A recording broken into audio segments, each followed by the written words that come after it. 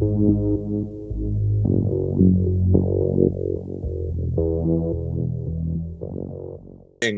and good evening, wayward travelers. If you need a sign to do that one thing you've been putting off or avoiding that will literally only take 15 minutes, this is your sign to do it. After this episode of Dungeon Sphere. I'm your Dungeon Master, and I'm excited to be here with 5 wonderful players and our man behind the curtain, producer, Ryan, to bring you episode 3 of the Dungeon Sphere. Now, I would like to turn it over to Wyatt, who plays, what's your character name? Kanari. Including session 0, this is our 4th episode streaming this, and we had a month of character creation. Oh, we so talked a lot. We're off to a good start. Gonna turn it over to Wyatt, who is going to catch us up on what happened last time. Yeah, good evening, everybody. So last episode, we found Team Reaper at a grassy knoll, not a regular knoll, just a grassy knoll. And we decided to venture forth into further into the first layer of this dungeon sphere. Along the way, we found a few different footprints that turned out to be a few monsters that had been slain by a different party. But as we tried to follow their footsteps, we ended up in another watery cavern.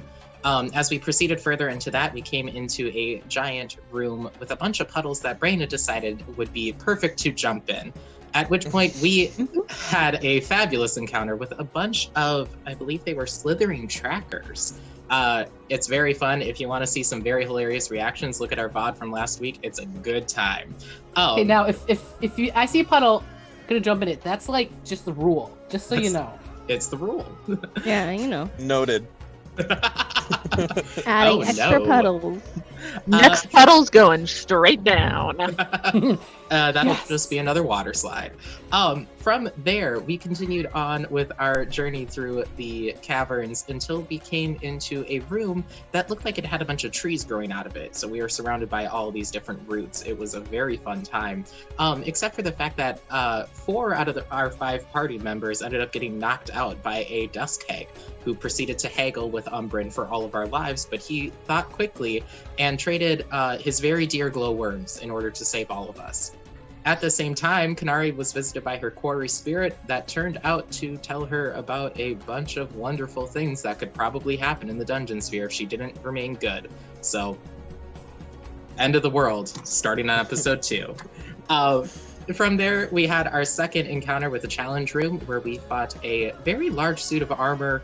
Moxie got thrown through the air and still made it out with 1 hit point. So here we are, So close. 1 magic mace in our possession and in a lovely little tiny hut to discuss our feelings and traumas. And so, after that amazing recap, we're going to start in that tiny hut in the feeling circle, where our party will have a little bit of downtime while they're snacking on another portion of rations, because I'm making you track them. Talking about events, things, strategy planning, what have you. So I'll turn it over to the players so that they can enjoy a brief little time in their safe little hut.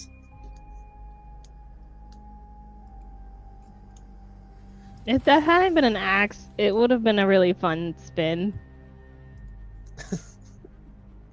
Moxie's like laying face down on the ground. In the hut. Are you still upset about yesterday? Me? Yes, almost dying yesterday? Oh, that was nothing. It's fine. Oh. Do you want to sit up to join the conversation, or will you continue down there? I can hear you from here. Okay. And I can hear everyone okay too. Rexel's like behind his armor, kind of just like, you see his tuft of like hair just like sticking out one of the sides, but just like working on something. There's actually a glowworm in your hair just crawling around. Kanari just grabs it and he just like gently places it out just at the edge of the tiny hut. Thank you. You're welcome. Okay. How are we feeling? Just day and day. Oh, that wasn't an accent. It's fine though. So how are you feeling? Could be better, could be worse. How much of Kanari's dream has been shared with the group? Next to nothing. Okay. Yeah. Well, do we all want to say one good thing or one bad thing? I feel like the bad thing might be easier to get out of the way now because we have a lot of them. Sure. I am unaware of what bad things have happened so far. Oh, I got visited with the spirit who apparently is bonded to my bloodline and basically told that I could trigger the end of the world if I go evil. Wait, what? Yeah, little intense. Kind of why I wanted to have this meeting. And I know that's just like scratching the surface of what we're all going through right now. So, again, sorry I killed your fake brother, Rena. It's fine. I know he's fake, but it doesn't make it hurt any less. It seems like every time I try to protect it, I just can't, and it's frustrating. You know? That's the accent. That's good, by the way. I'm channeling Forrest Gump. Nari is still has the mace called Lightbringer that you had won on the last challenge room, just kind of like nearby or on her lap, just maybe like holding onto it or something. By the way, Kanari will take it and set it in the middle of all of us. Be like, I know I have spells and I could probably use this, but I couldn't open the lid of the coffin, so if anyone else wants to take it, go for it. If I may say, this is a great boon to our party, since, as I have seen, one of us has not been hitting at full strength against nearly everything we've come up against, and that person would be best to be hitting at full strength, as hitting is what they mostly do. I do understand if there is some hesitation with it. I know most necromancers like yourself dislike radiant damage, so if you feel uncomfortable, I would understand. But still. Necromancer? Who are you talking about? Wait, one of you summon ghosts. Not one or two, but dozens of ghosts. Is that not what necromancers do? That's a point. Is that not necromancy? You're a wizard? Well, they're not here forever. I'm not summoning them to. Well, I'm not really summoning them. They just come when I get angry. You know, I'm not. It's. Plus, they're all just my relatives. Regardless, I understand if radiant damage would make you uncomfortable. I mean, no, but and she'll hold up. I'll hold up my hammer. This is my hammer. This is the hammer I use. And you'll see all like it's got the runes on it as well with all of her ancestor names. I'm not saying you get rid of the hammer, just keep the mace on you, so when we do eventually come up against something which is not hurt by your hammer, or when we do find a way to exit, perhaps we could get your hammer silver. I believe that increases the damage. So you're hearing this and you get an idea in your head about a certain spell you can cast. Yeah, I have a ability as well. It can make a non-magical weapon magic for a while. It would help circumvent some of those defenses that we've encountered so far. See, and then I can use my hammer and like I'll point at the one in Kanari's lap. I mean, it's great and all. That's something that just I don't see how that'd be so great at hitting. My hammer, real great at hitting. If we could just make your hammer magic, then that would solve most of our problems, and we wouldn't even have to keep the mace. I think we could keep the mace. I mean, we did go through all that trouble to get it. We might as well hang on to it unless we can sell it or trade it for something better. But there's no sense in letting something good go to waste. No, to sell it. Oh. You don't leave perfectly good materials laying around. I didn't. All due respect, you thought Brina was a necromancer when she's been hitting things. I've never She seen is a necromancer. She summons ghosts. That's necromancy. I'm sorry if this is news to you, Kanari. My spiritual guardians are not corporeal, though. They don't actually have a form. No ghosts have form. They're ghosts. Necromancers raise zombies and shit. And spirits. Oh, maybe we'll find a book on necromancy and you could all read a little more about it. You seem a little unversed in the matter. Yeah, I mean, Kanari Kanari just turns her back on Umbren and talks to the rest of the party for a second. We're sitting in a circle. She does it. She dies away. Oh no.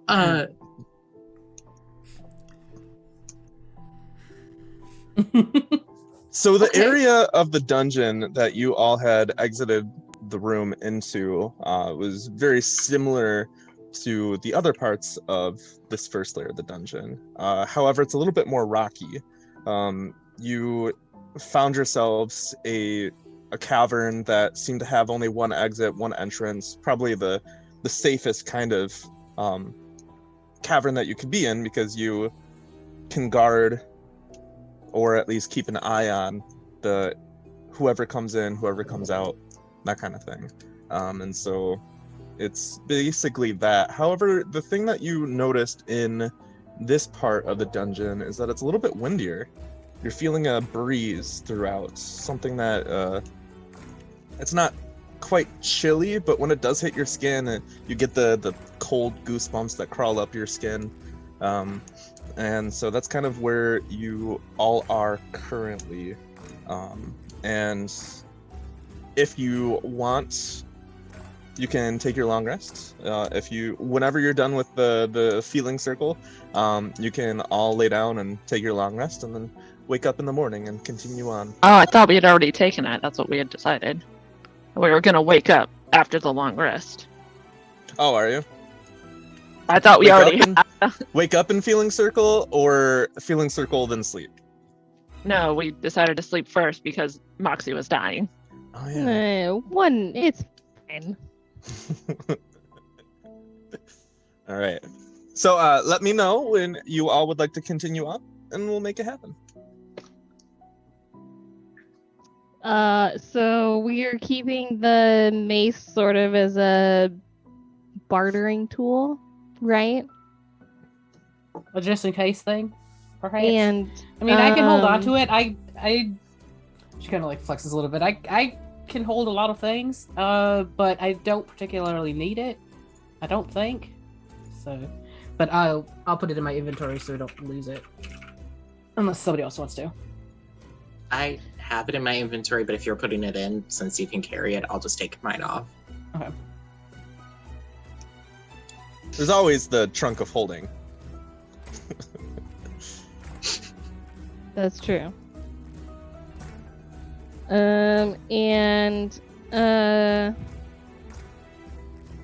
we're gonna make sure that Kanari doesn't turn evil. I mean, is that something we're really concerned about? I mean, I don't see that happening, but Everyone looks at Kanari.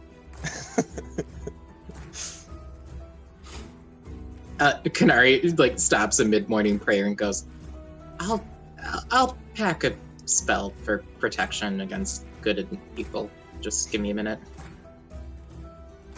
Pack a spell. I'm making little lunch bags for everybody just eating them. Kanari's main form of cooking is bento boxes. I mean, she did take create food and water today, so I don't get harassed by Dev. Wonderful. All right, are you ready to continue on? Does anyone else have feelings to share? Or are we good to go? Umbren's like, I do not have feelings. And forget people do have feelings. I wasn't sure what we were doing. So soon the end of this tiny hut spell comes to a close and the hut drops and you find yourselves back in this cavern. Dark, but you all have dark vision. We've shared so many memes about the players who are like, I have dark vision. You enter a dark cavern. I have dark vision. We don't need to do that because everyone does. Yes. So you all are back in the dark caverns, and you came in one way and can only exit another way. And it's very easy to determine which way to move forth. However, as you travel a little bit further, you actually feel the wind pick up. And after maybe only 30 minutes of traveling, you find yourselves in a more open area of the dungeon where chasms and gorges seem to go deep into darkness. You have to walk along precarious ledges where you can only walk 2 by 2 as you're trying to make your way through the dungeon, and every so often you find yourselves in a place where you probably shouldn't move forward at risk of falling. The dungeon structures essentially have changed as you've entered this new portion of the dungeon. It's less immediately under the ground with all the bats and the rats and the grubs and whatnot, and a more expansive, traditional dungeon underground with natural stony bridges that cross large chasms and such. It's quite fun indeed. And as you are making your way along one of these ledges, I need everyone to roll me an acrobatics check.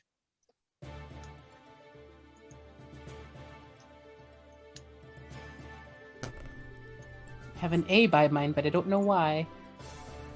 We're not being grappled, are we? No. That is a 5 from Rexel. Oh no! 9 from Moxie. Our mom. 13 from Umbren. 11 from Kanari. 23. Good job, Bray. All right. Your rolls were trash. Yeah. So what we're gonna do is we're gonna slip into a flash time event as Vrexel's spider armor it's crawling along just fine, but it's a little tight. And one of the legs of Vrexel's spidery armor actually hits a loose portion of this ledge, which slips out from underneath him. And Vrexel begins to tilt and begin to fall into the chasm.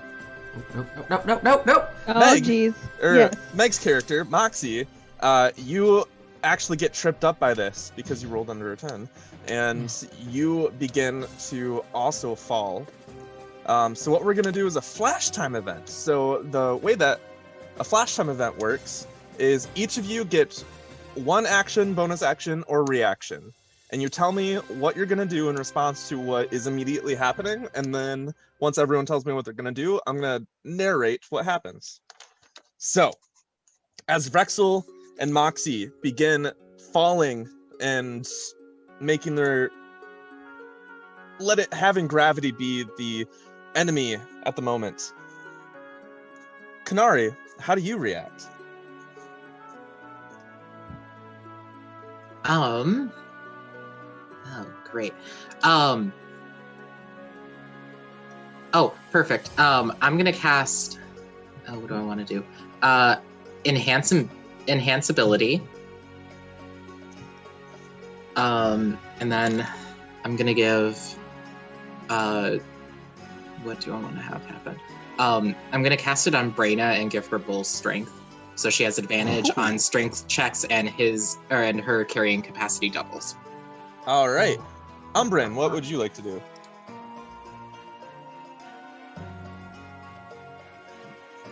Can I attempt to... I'm just going to grab the rope off the side of my pack and hold on to one end and throw the other to Moxie. All right. Brayna, what are you doing?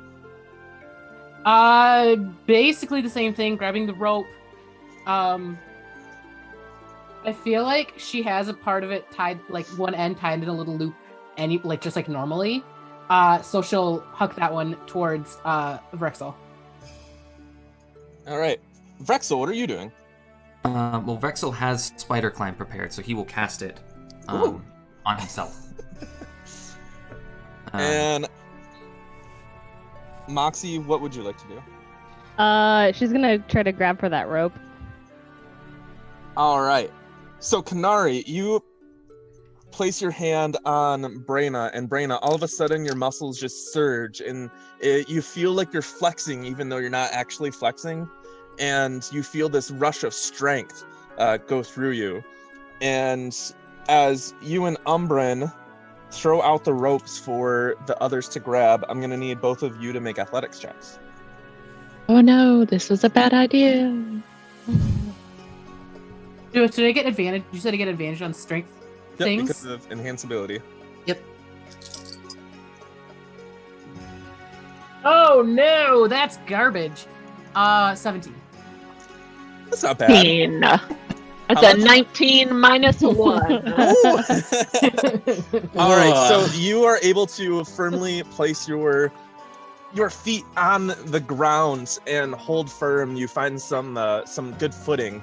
Vrexel, you're able to just cast Spider Climb. So you grab onto the rope to allow yourself to swing to the side. Mm-hmm. And as you hit the side of this cliff, the sheer cliff face that heads down into dark abyss, your armor just seems to latch onto the side of this cliff, and you're all strapped in and everything, so you are able to just maintain a vertical footing on this. And Moxie, you reach for the ropes. You look up and you see that there's two firmly footed allies holding onto the ropes, but I'm gonna need you to roll me another acrobatic check. That's gonna be a 15. All right, so you are able to grab onto both of the ropes, and you slam into the side of the cliff, and you are able to get pulled up now.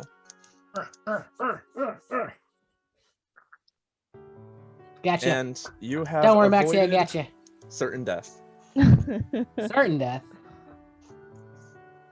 Yeah, if Moxie fell, Moxie would have been like... It's fine. What level do monks get? Slow fall? I have it. Yes. Fine. There could have been spikes at the bottom. You just don't I will stand on top of these. Yeah, no problem. 300 feet down. I'm okay. Well, I mean, that's only 20d6. Only. Well, we And then it'd be half for soul fall, right? Is that how soul fall works? I can negate 25 damage currently. We do not have that much rope, especially if you took your rope with you to the bottom. Yeah. You would have had to throw Vrexel down there. You would have had to cast Vrexel just Climb spider on Moxie. climbs down all the way. All right. What else would you like to do? Just continue on? I suggest staying on the path. It's a little safer. You know, I thought maybe I'd try off the path. Someone talked once about, being off the beaten path. Maybe now wasn't the best time. My bad. Preferably when the path is not next to a sheer cliff. Good point. Good point. Well, I admire you thinking outside of the box. Thank More you. than I can say about some people. And you continue on over these precarious ledges, natural bridges, and whatnot. And eventually you find yourselves at a more stable footing, more stable ground, with a pathway, large tunnel pathway that seems to go up on an incline.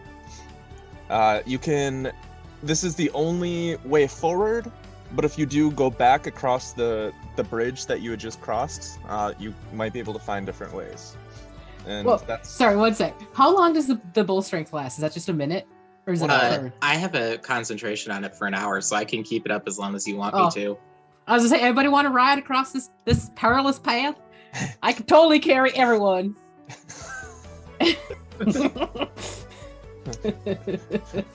Sorry. Foxy would totally get on her shoulders.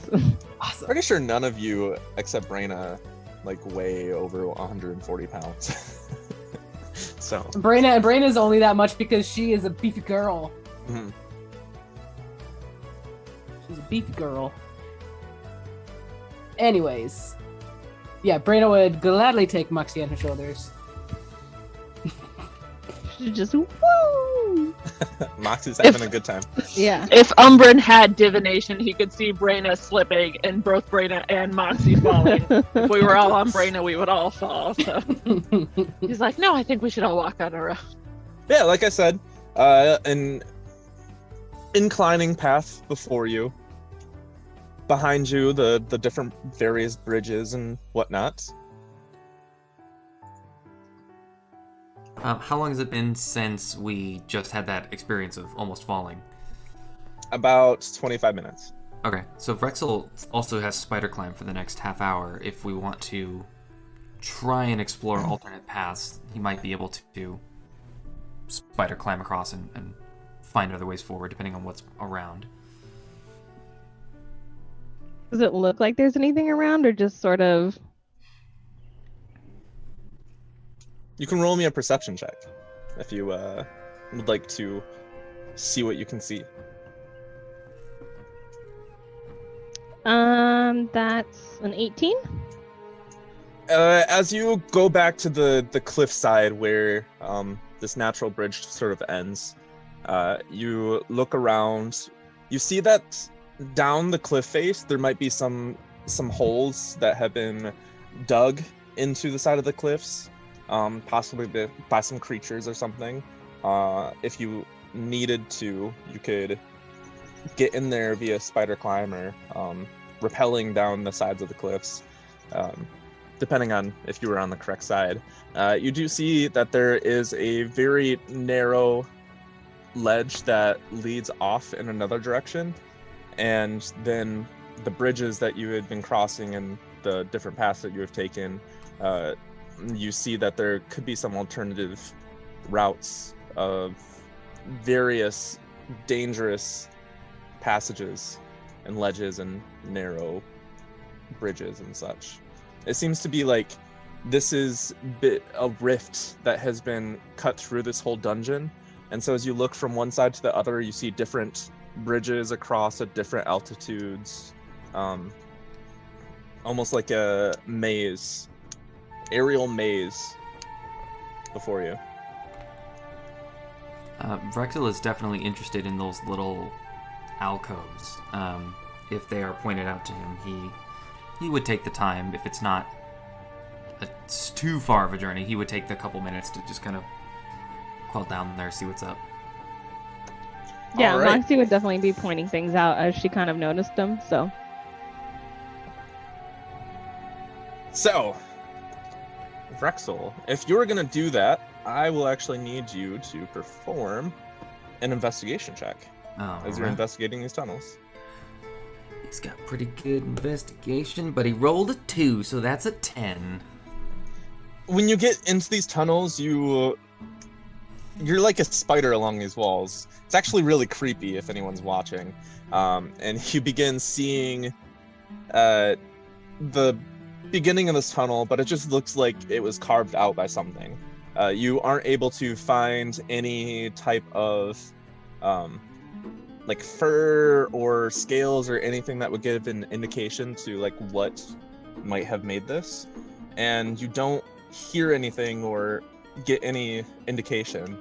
This tunnel seems to be large enough for a medium-sized creature to walk through, but their head might scrape across the top of this tunnel every so often. Okay. And you do see various different beetles that are just like scurrying around inside of here, eating various different, like, other smaller insects and worms and such as they're going around. You said carved out naturally or carved out, like by people? Give me a nature check. Ooh. That's a total of 21. You see along the edges what looks to be like claw marks. Okay. And you're assuming that this wasn't by people, this was probably by some sort of creature, but you're not aware of what kind of creature matches these claw marks. Okay.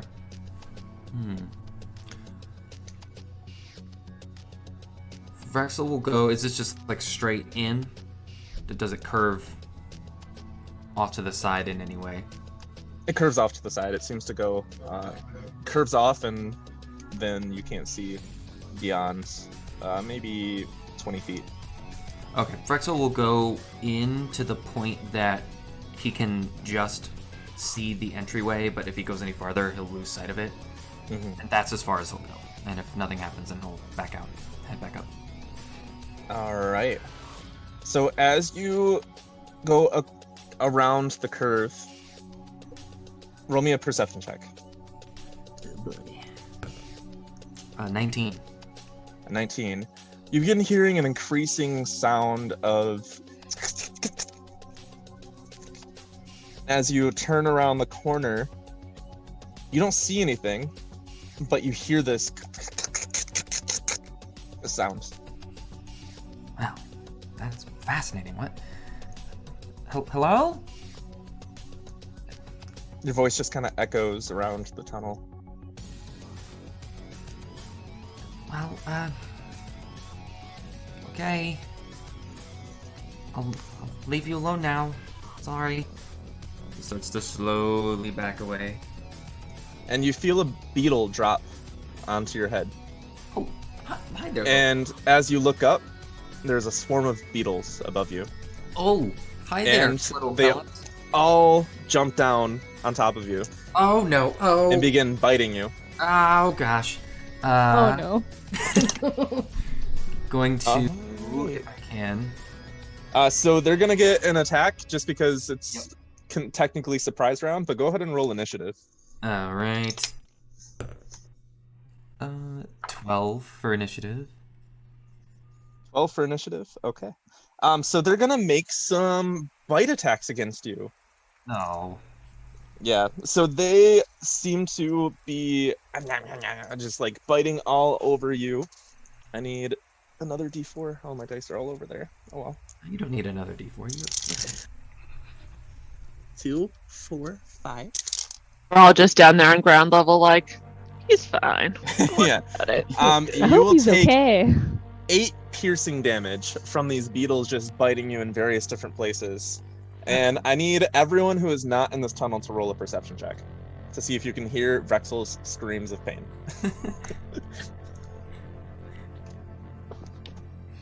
This is because you rolled a terrible investigation check, by the way.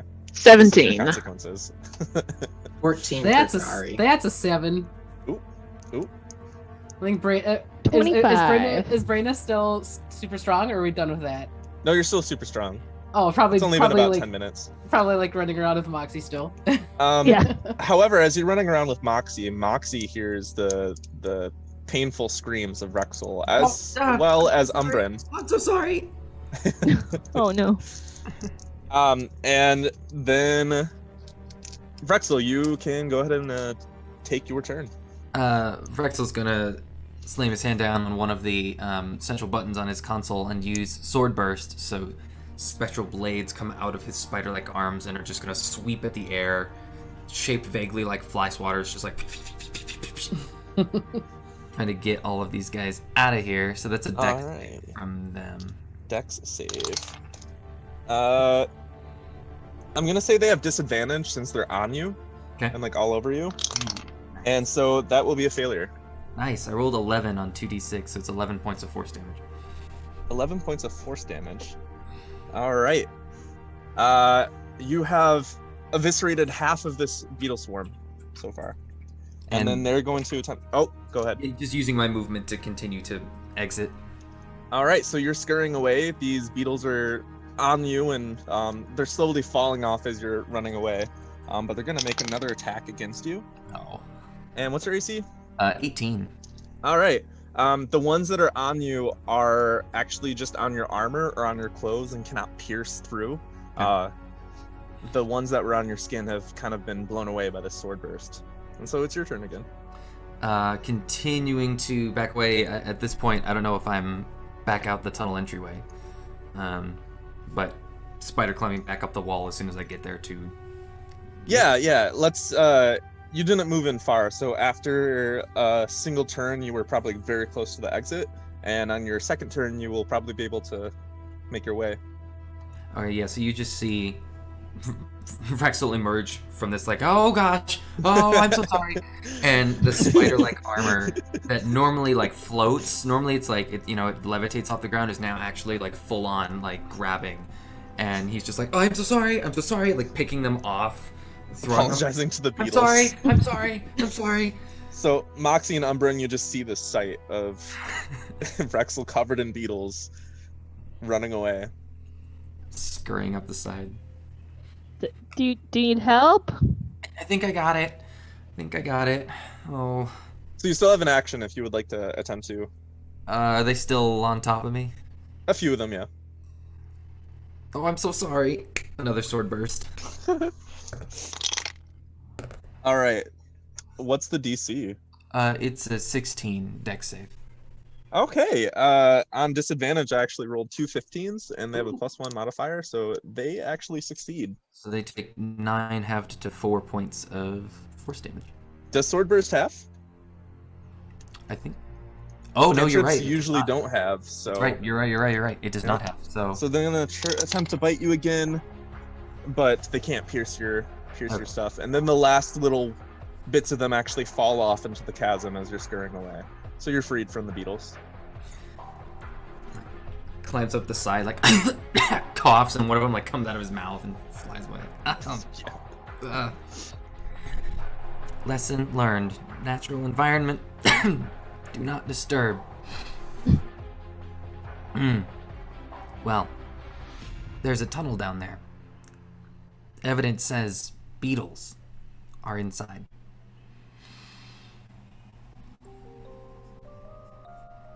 Did you kill him? Some of them. It was my fault. I deserved that.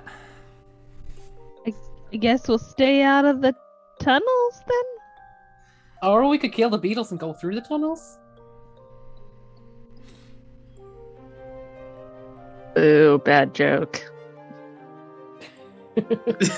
I'm reading chat. Sorry, Oh. it's a bad joke. Just like I was that like, game. that wasn't a joke.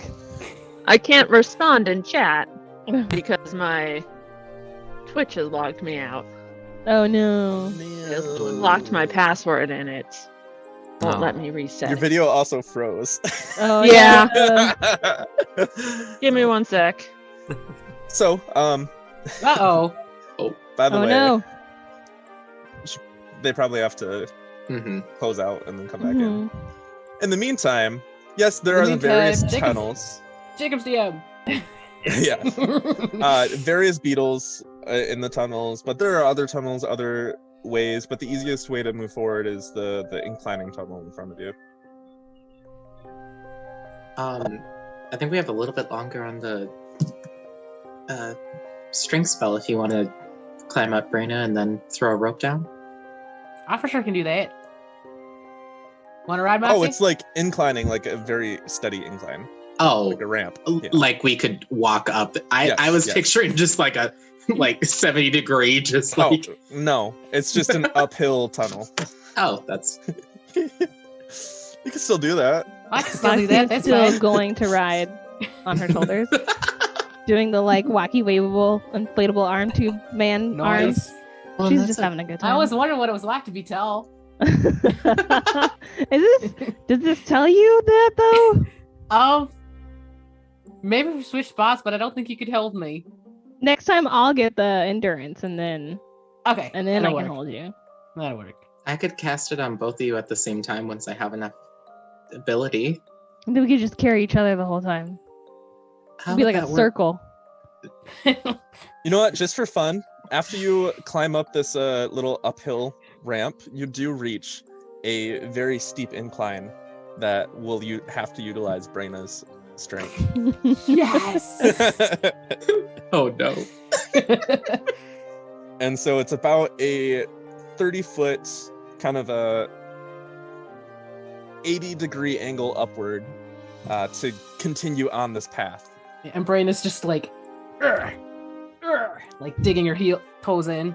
So I'll need you Great. to do an athletics check to get up as Frexel Spider climbs up. Ooh.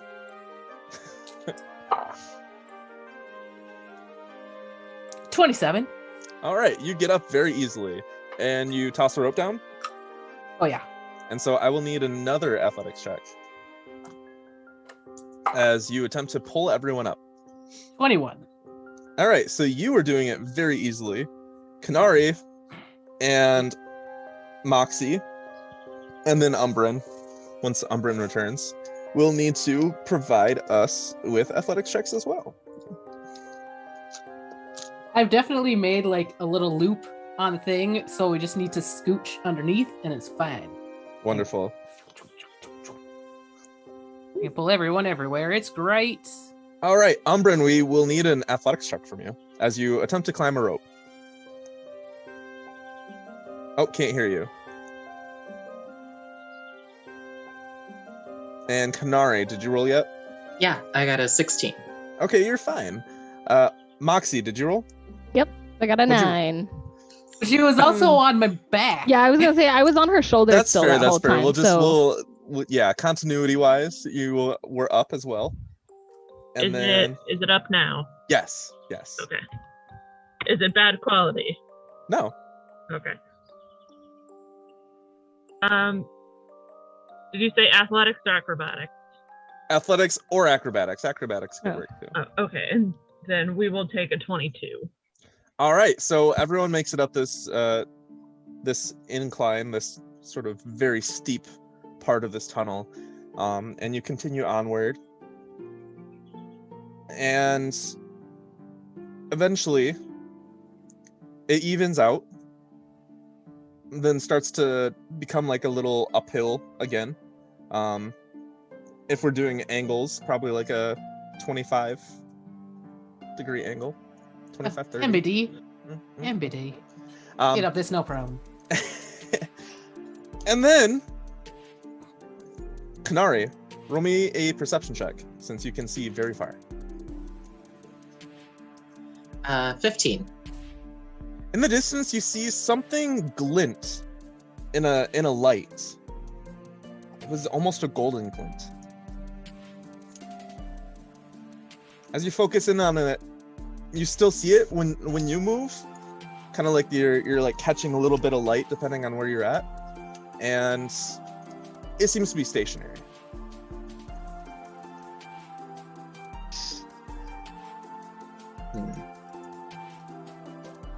How far away is it? Is it on the path that we're on, or is it still in the cavern?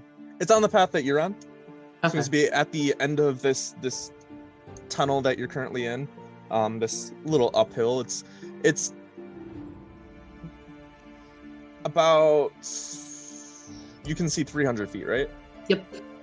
So it's about 300 feet away currently. Okay. I'll point it out to the rest of the group. Do we think it's more beetles? Ugh, I hope not. Did any of the other teams have golden armor? Not that you're aware of, not that you've seen from their onstage presentation. You don't know what they've acquired from their own challenge rooms. As you're focusing, you begin to pick out a little bit more details, and you actually see stairs leading up to this golden glinting thing. Stairs that seemingly have been carved out of stone in this tunnel. Seems to be like a set, and then flattens out, a set, flattens out, a set, flattens out.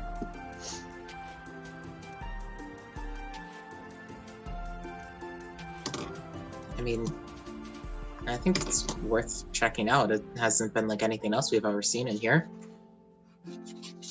Might be okay a with way that. down. Like to approach stealthily, just in case we're afraid something might happen. Yeah, if you would like to approach so we stealthily. We shouldn't run up like Rocky. Then you're saying? I don't know what that is. The hour has been completed, so you lose your benefits of those earlier spells. Yeah. So everyone will then roll me a stealth check if you would like to proceed stealthily. That's a 5 for Rexel. 12. 26. 16? Even at disadvantage, that's a 16. Not bad, not bad. So the average is pretty all right. So as far as you can tell, you're moving fairly stealthily. It would take somebody with a very good perceptive ability to be able to see you or sense you at the moment. And you reach the beginning of these stairs that seem to climb upward in a gentle slope. The golden glimmering thing is still about like 100 feet away at the top of this incline. And Kanari, as you're looking at it with your passive perception, you're starting to make out the form of a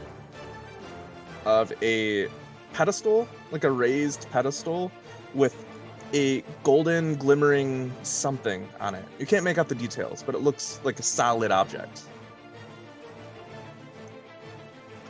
Okay.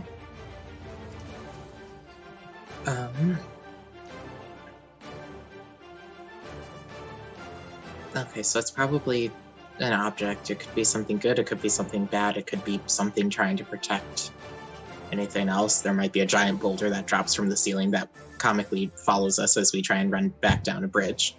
I have a bag of sand if we need it. Maybe it's a door. Could be. It seems to be on Very a pedestal. small door. But maybe. If I had to take a guess, I would say it's a statue, but that's purely speculation.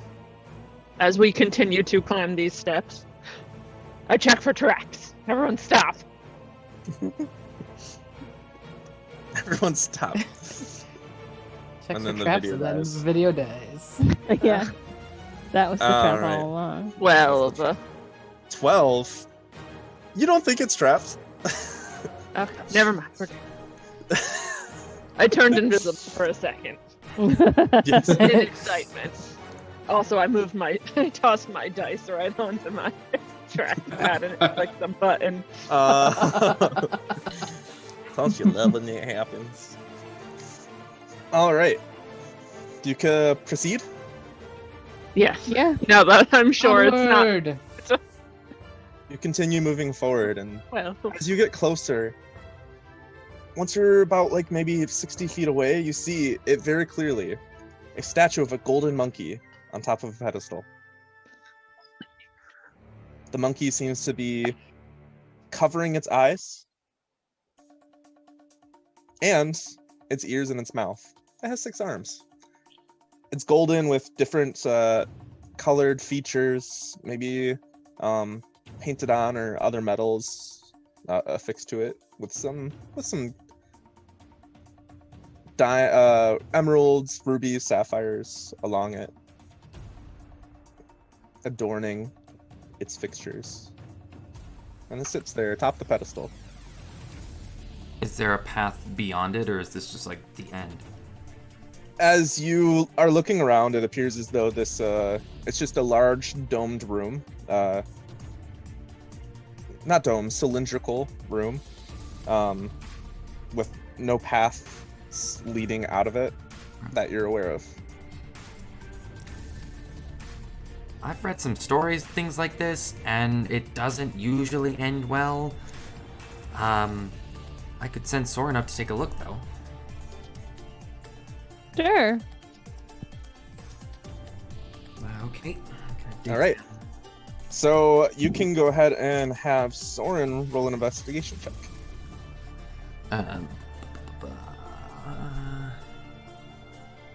It's just a flat roll for that. 2. Why is the investigation so poor today? Soren looks around, and it appears to be just a very nice column? No, cylindrical. There's a word for it. A chimney? I don't know. It's like no. It's a large upward like a chimney shaft. Spire? Or shoot. Shoot is the word, I think. Yes. Okay. It's about Flu. Flu. It's about 60 feet in radius. Diameter. 30-foot radius. And Vrexel can't see through his servant, so he's just gonna command it to kind of like fly around and then just kind of land on the monkey.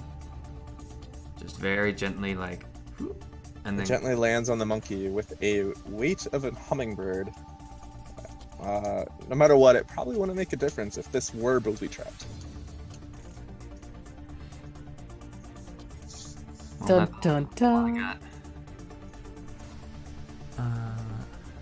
Well, I feel like we shouldn't take it, but also we should take it.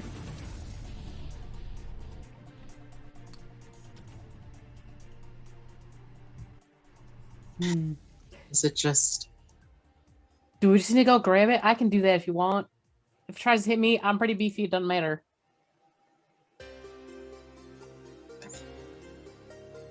I think that might be our best bet. I can get a healing spell ready if you need it. I'm fine with that if you guys want me to. Just tell me what to do.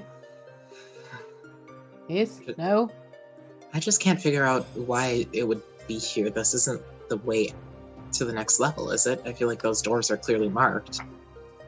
So the monkey is giant on the top of monster, the on top of the pedal like this and that and this, yeah? Yeah.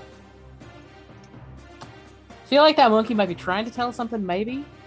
What if we each covered one part, like one mouth, one eyes, one ears?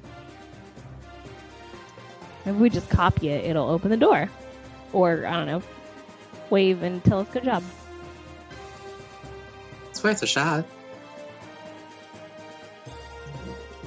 Moxie, like, immediately covers her ears. Mm-hmm. You can investigate better than I do.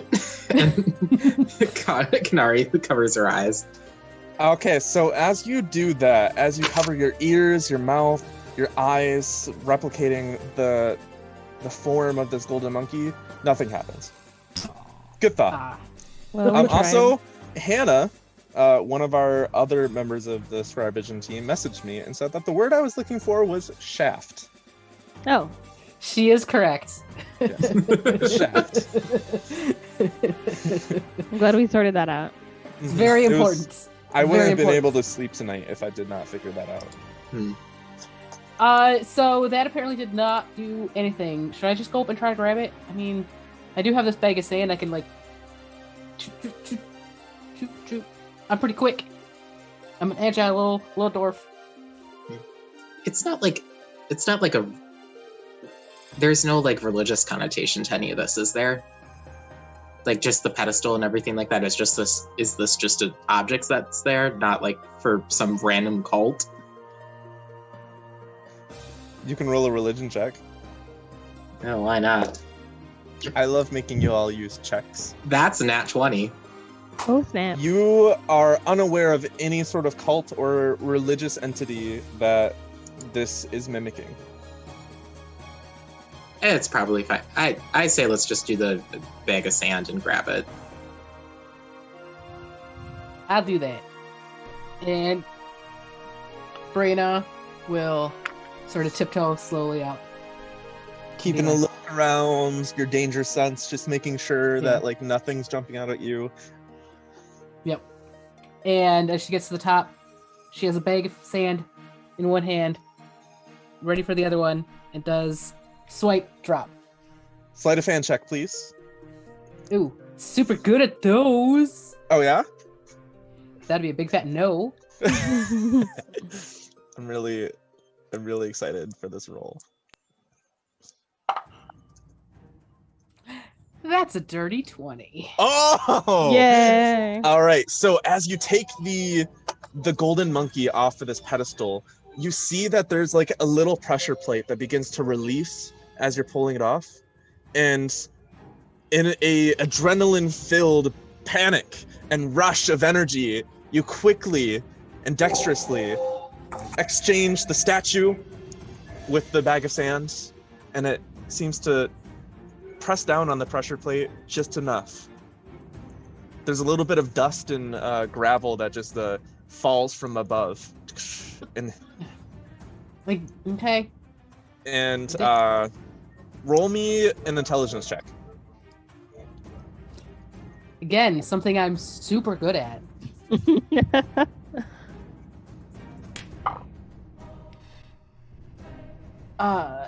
That's a 10 on the die for 11. You aren't quite putting together the you're not connecting the dots that like, oh, that gravel was probably from something that would have fallen on me, and you're not putting it together. So No, 100% not. you're not putting together the pressure plate and how it might have connected or anything. So you're just like, I have a golden monkey now. I do. I have a monkey. I have a monkey. Was it like the raven that we found? Is it cursed? Can I You don't feel cursed. I don't think so, but I don't know how I'd know that. I'll bring it back down to everyone else. You can add a golden monkey statuette to your inventory. Is it a thing I'd find in D&D Beyond, or just something to add to the items? You can just add it to, like, they have that little, like, extra items where your trinket and everything goes. You can just add it into there. If we take the time, Frexto could ritual cast Detect Magic just to see if it's magical. Well, I'd assume we have to do something with it, that this is a puzzle so we can get out of this room. Well, I'll leave that to you smart folks. I got a monkey.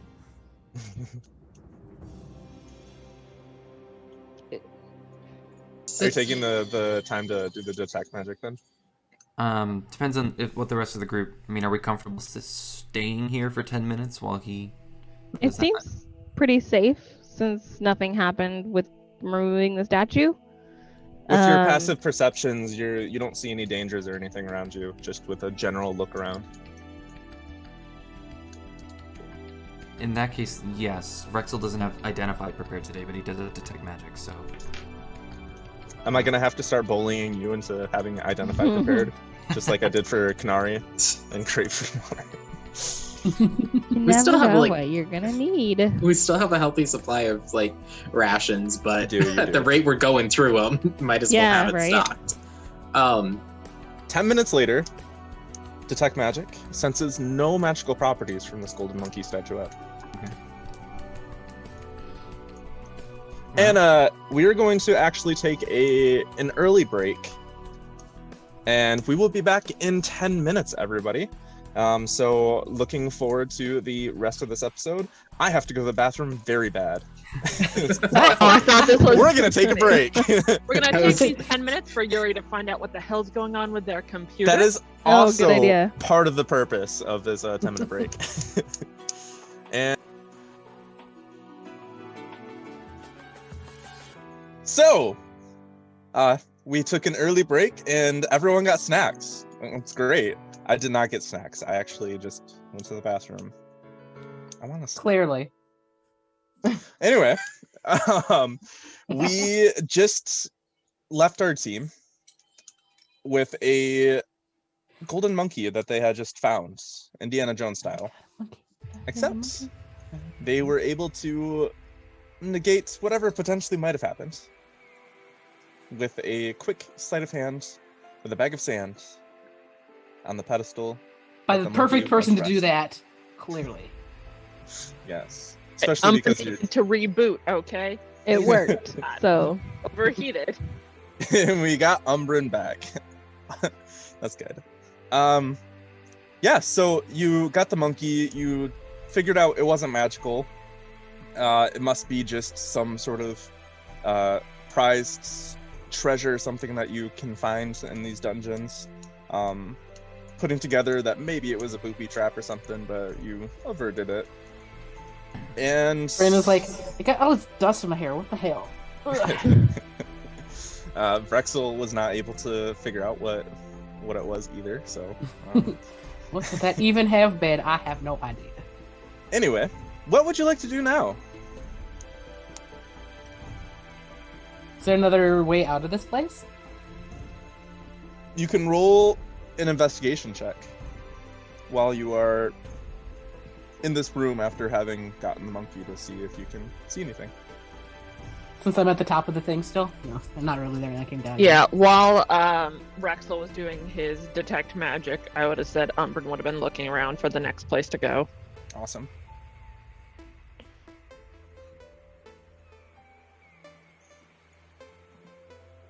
Frexel, did you investigate? Oh, I will do that. I assumed I was still detecting magics. 19. Okay.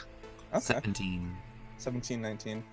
So Umbrin is able to go around while you're doing the detect magic and whatnot, and Umbrin, you actually find a crack in the wall. It's kind of like a larger crack, and when you're peering through it with your dark vision, you're actually able to see that beyond this like crack in the it's a thin wall that if one were to break through, there's a tunnel leading further in.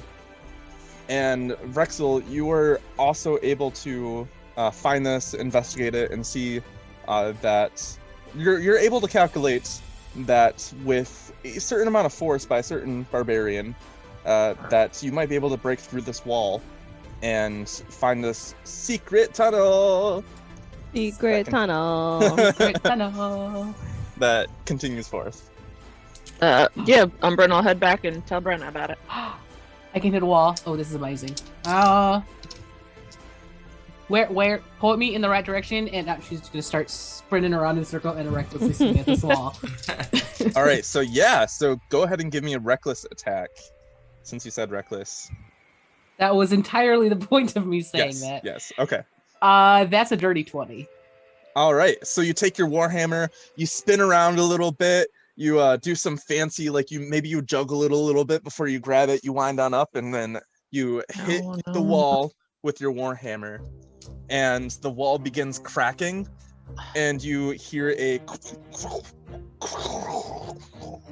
as the wall just falls before you, revealing a 10-foot tall, 10-foot wide tunnel that continues further down into the dungeons. And in this time, Umbrin has once again shut down.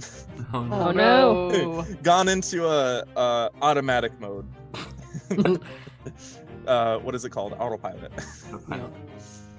Is there anything magic in the room since I have that up for 10 more minutes?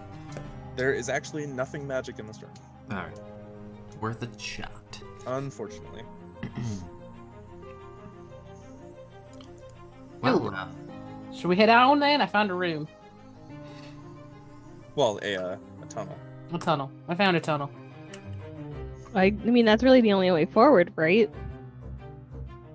I think so. At this point, Other unless than we, backtracking. yeah, like backtrack and try to see if there's non-beetle tunnels. are we worried about anybody following, being behind us, other teams in this, at this moment? They would have had to been pretty stealthy to get past all of us if they're tracking us this far. I mean, I wouldn't have passed anybody, but I mean, maybe. I was just thinking that when we go through this secret tunnel, we could maybe, if we have a ranged attack, maybe try and knock off that bag of sand and trigger the trap behind us as we leave. I'm also That might be a good idea. What do I have? I mean, I've got magic missile. That's pretty sure shot.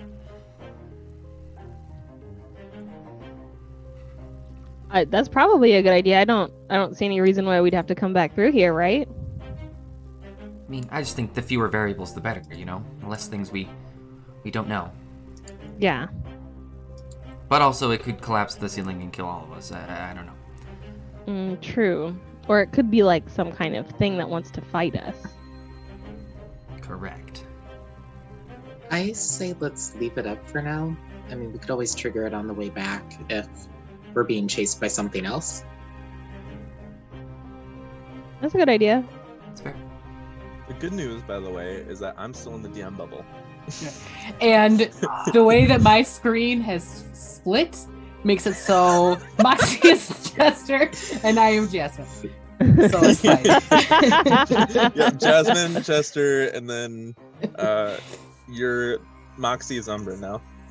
Yeah, I just should get my Garrus pillow and put it like right here somewhere, and then Garrus will also be here. I love it. Yeah, so do you want to continue down this tunnel? I Yes. do guess. Mhm. As you venture forth, this tunnel doesn't grow in size, doesn't change. It's almost as if this was perfectly cut out in a 10 by 10 square by the game designers. And at the end, you see a door. The familiar archway, the familiar hand pad. Brandon starts kind of breathing a little heavy. Okay. There's like, you all like to call it a trauma door. The trauma door. Trauma door, trauma door. It's like, okay, it was fine on that second one. This should be okay. We don't have to do it if you don't want to, Brayna. I mean, it's It gives- we can it find gives another us- path. It gives us stuff that's useful. We should do it. Well, but even if it is useful, we can still find another way through. It doesn't mean we have to subject ourselves to torment every single time we go through one of these things. I mean, last time was just a battle. And that was fun, right? As- the one that That has Moxie's bruising is still kind of slightly apparent underneath her crop top. Look, like I said, if it wasn't an axe that had, like, maybe hit me, it was a very fun swing around, so... It was a giant hammer, by the way. Yeah, the giant hammer hit me and it hurt kind of, but also, it was a fun ride. I would probably do it again. Umbre! I think my new headset is crashing my computer, so we're back to Shucks. Oh, whatever my old audio was. That's okay. You sound fine, no. in my Yeah. opinion. You all have broken through that secret tunnel and found a door at the end of it. One of the Trauma challenge door. room doors. Trauma doors. That sounds like a hat. Right? No, No, what is Bidor. Yeah, Pompadour, Traumador. So, Anyways. yes. Door before you. The hand pad awaiting. I mean, the more things that we have in our disposal when we meet teams, the better, right? If we skip all the stuff that's going to give us things that help us fight, then we're going to be at a severe disadvantage to all the rest of the teams. Well, we haven't found I can't anything put to us- help us, I can't put us at a disadvantage. We but got the weapon. Moxie does have a good point. If we meet other teams who have collected things not useful to them, perhaps we could trade with them.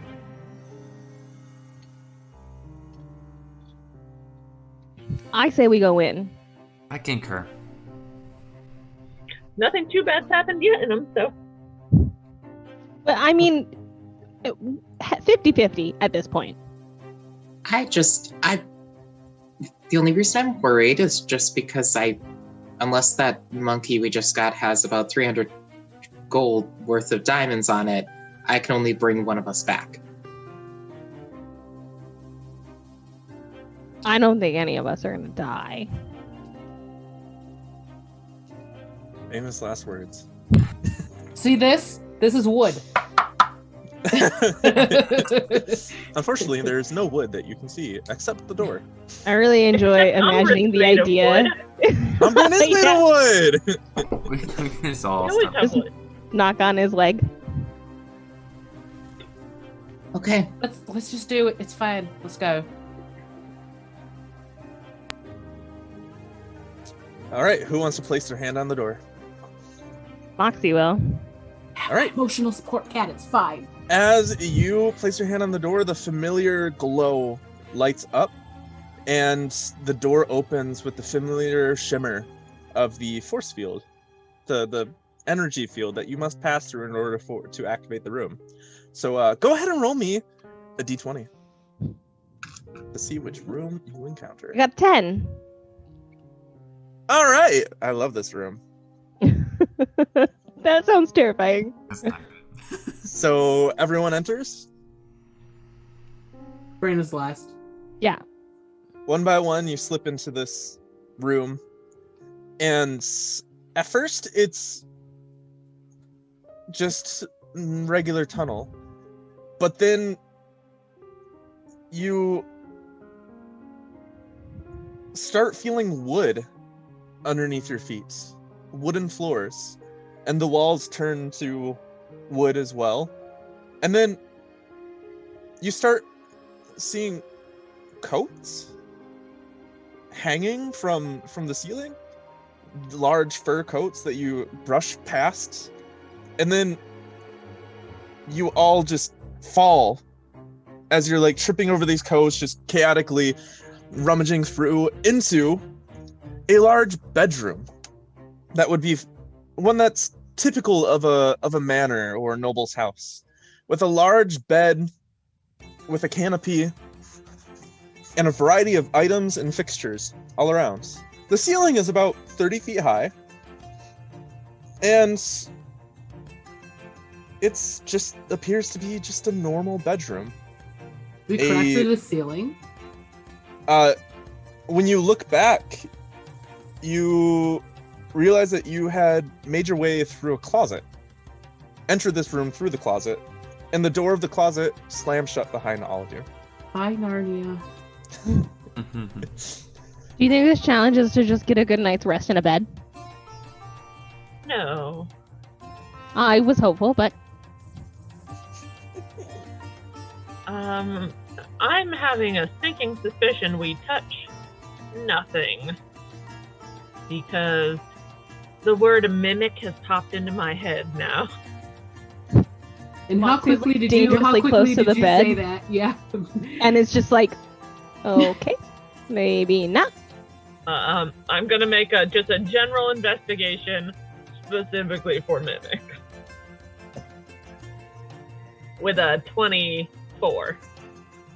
As you're looking around, trying to see any of the typical signs of a mimic, maybe you take some like pebbles or like something and you toss them onto different objects, remembering through your studies and research that mimics have like a sticky adhesive quality to them. You don't really see any objects that resemble a mimic or have any of those properties. And you're looking around, and do you look under the bed? For mimics, yes.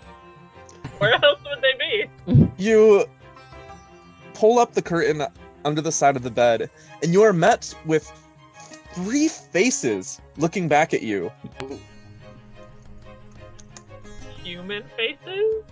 You see large round faces with pallid yellow eyes, a large mouth with teeth that seem to be jutting up from the underbites, pointed ears, a black form. The head almost appears to be larger than this creature's torso, and a wrinkly, shriveled body attached underneath his head and a big bulbous nose.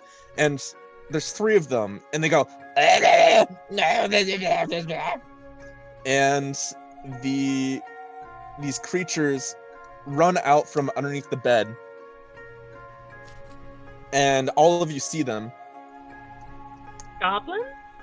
as one of them runs underneath Umbrin's legs and disappears as if there was a portal that was created between your legs, and it actually pops out of a lamp nearby with a lampshade from the circular portion of the lampshade, and then knocks the lamp over. And then the other small little creature runs through the underside of a chair and disappears, and then reappears in a different portion of this room. And they seem to be running around, and as they're running around, you see different excretions from these creatures. I dislike that word. I don't like that.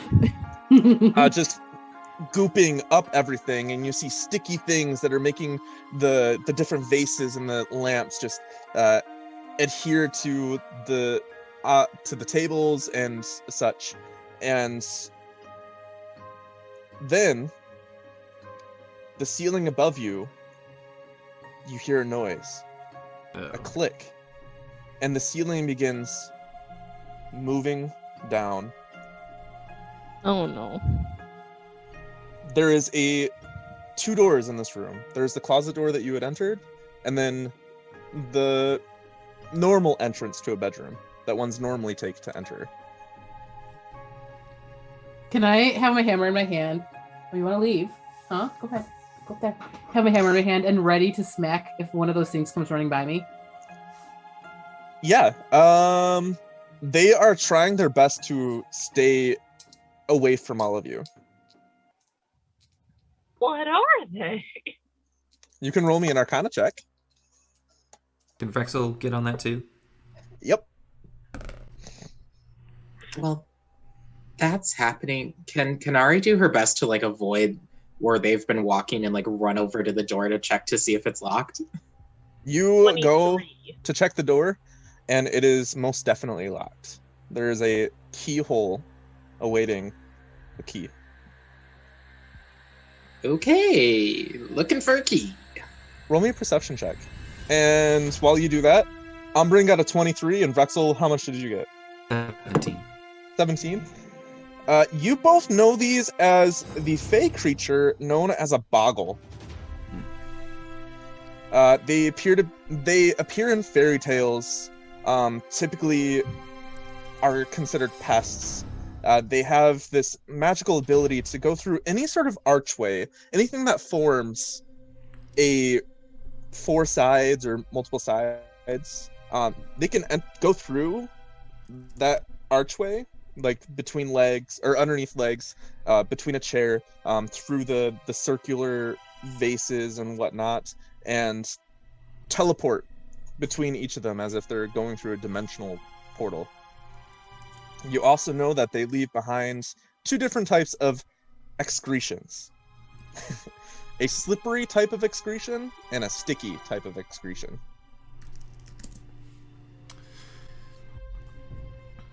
Okay. And how'd Kanari, you what'd you roll? A 6. You are unsure of where to even begin trying to find this key. You guys tell us about the arch situation? Here's what I say.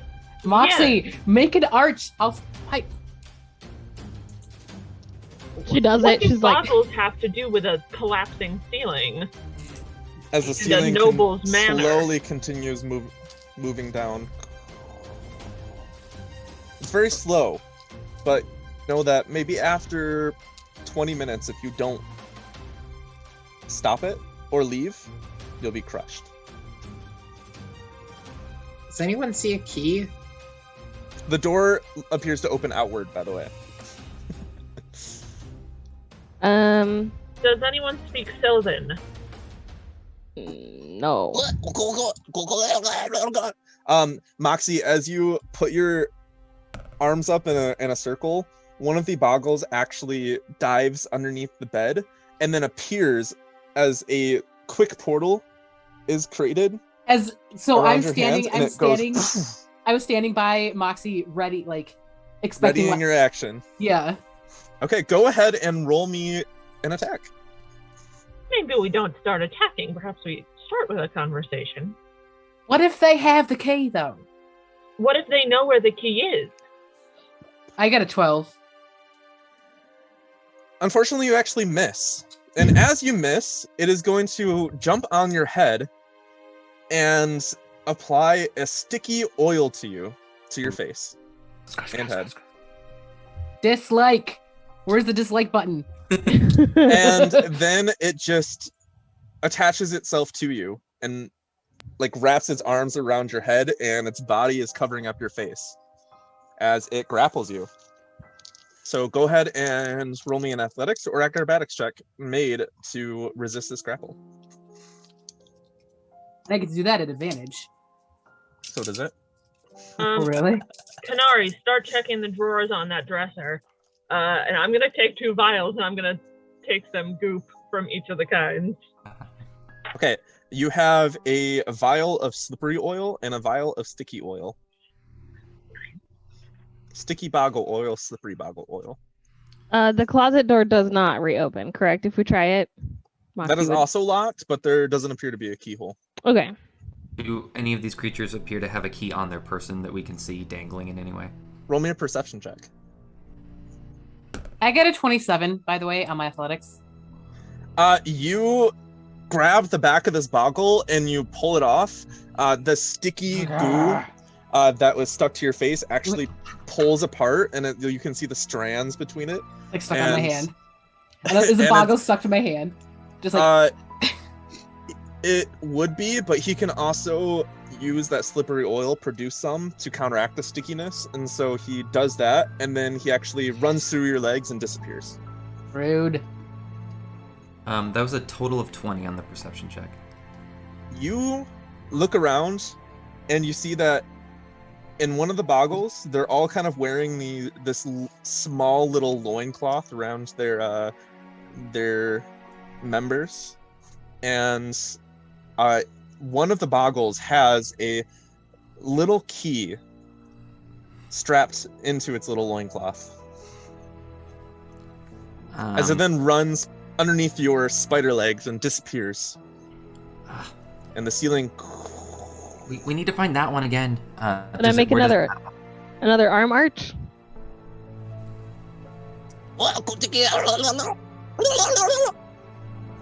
None of us speak Sylvan. No. I speak Elvish, but I don't think that's close enough. Same. If Moxie makes another arm arch, I'm at the ready for one diving through it or coming out of it. And I will be swinging recklessly because I'm mad now. No, catch it. Does Vrexel see the one that had the key? With your dirty 20, you were able to pick it out every so often, but then it flashes away underneath the bed, underneath a chair, underneath a dresser. The next time Vrexel sees it and sees the key, he's going to cast heat metal on the key. Ooh. All right, so I'm it's still going for the peaceful approach. Umber walks up to Canary and asks for a set of rations. Canary will produce those rations. I'm gonna just put it on the ground and then sit cross-legged in front of it. so heat metal's automatic damage, right? I believe it's automatically 2d8. There's a Constitution saving throw. It failed. Okay, yeah, because it says it has to drop the object if it can. But I think it's like if it fails the saving throw, it can choose to hold onto it. But yeah, it takes damage regardless. It will take damage. Go ahead and roll that damage. 2d8 fire damage, 6 fire damage. It starts panicking and screaming and swirling around. It's goo and oils and stuff just goes everywhere. Yeah. And go ahead. Oh, it did. Yeah, it has to succeed on its con save or drop the object if it can. So if it fails, it has to try and drop the object. It did fail. It's not holding onto the object, so now it's just like on its thing, just burning it. Oh, I feel terrible. Would it burn through the loincloth? It Right? Just kind of fall off? will after a little bit, not immediately. Another round, roll damage. Moxie, as you're like going around and everything, I need you to make a dexterity saving throw. Okay. That's not been a good dex. 19. You hit a slippery oil puddle and skid through it, but you're able to stay up. Umbrin, go ahead and do a dexterity saving throw as well. Canary. I'm sitting on the ground. Oh, you're sitting on the ground? I thought you were like trying to get the rations from Canary to... Yeah, I already did that. Oh, you already did that. So you're on the ground. Kanari, I'll have you roll a strength saving throw. Strength? Yes. Oh, lovely. Okay. That is a 12. All right, so you step into a really sticky puddle, but you're able to pull yourself free, but you leave your boot behind. Man, I really like that one. Can I try and like pull it off? Or is it just stuck there? You can pull it off. With that strength saving throw, you're able to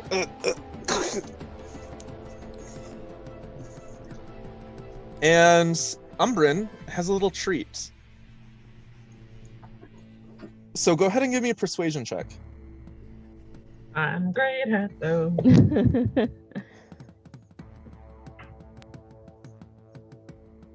17. So you start going, and the boggles look at you. They start sniffing the air. They actually have, from your studies, you know that they have this uncanny smell, where they have a very superior sense of smell. So they begin smelling the rations and the jerky that you're tossing out there. The two that aren't affected by the heat metal do. And then the one that is affected by the heat metal, Vrexel, go ahead and roll another damage roll. I just rolled 10. You rolled 10? Yeah. And the previous was 6, right? Yes, that's correct. All right, so it actually burns through this loincloth, and so the loincloth drops, and you see just, it's a girl boggle. And, That better or worse? and it, the key actually clatters to the ground as the boggle starts trying to like spit oil and rub the oil on its burn.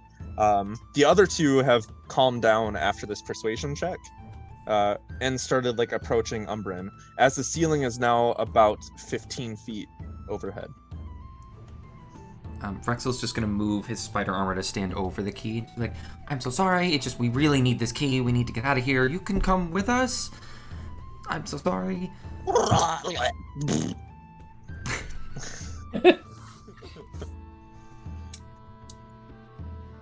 we gonna try the key in the door?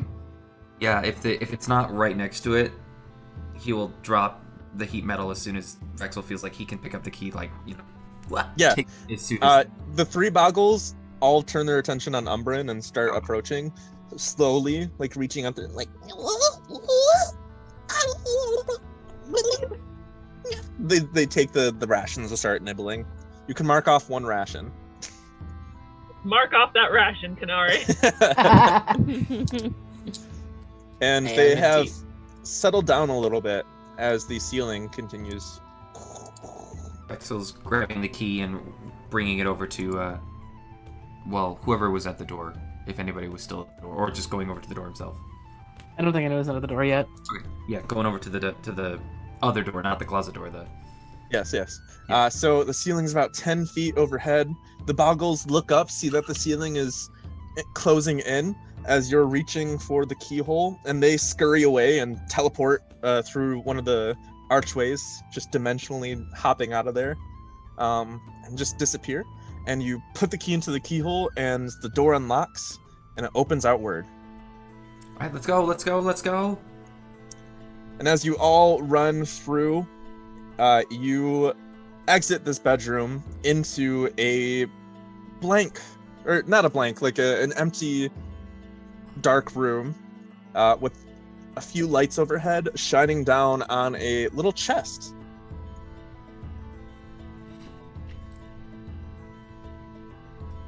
Is it trapped, or can I open it up? Umbrin, you want to take a I'll look? check. 13. It doesn't appear to be trapped or anything. No, we're good. Is it locked?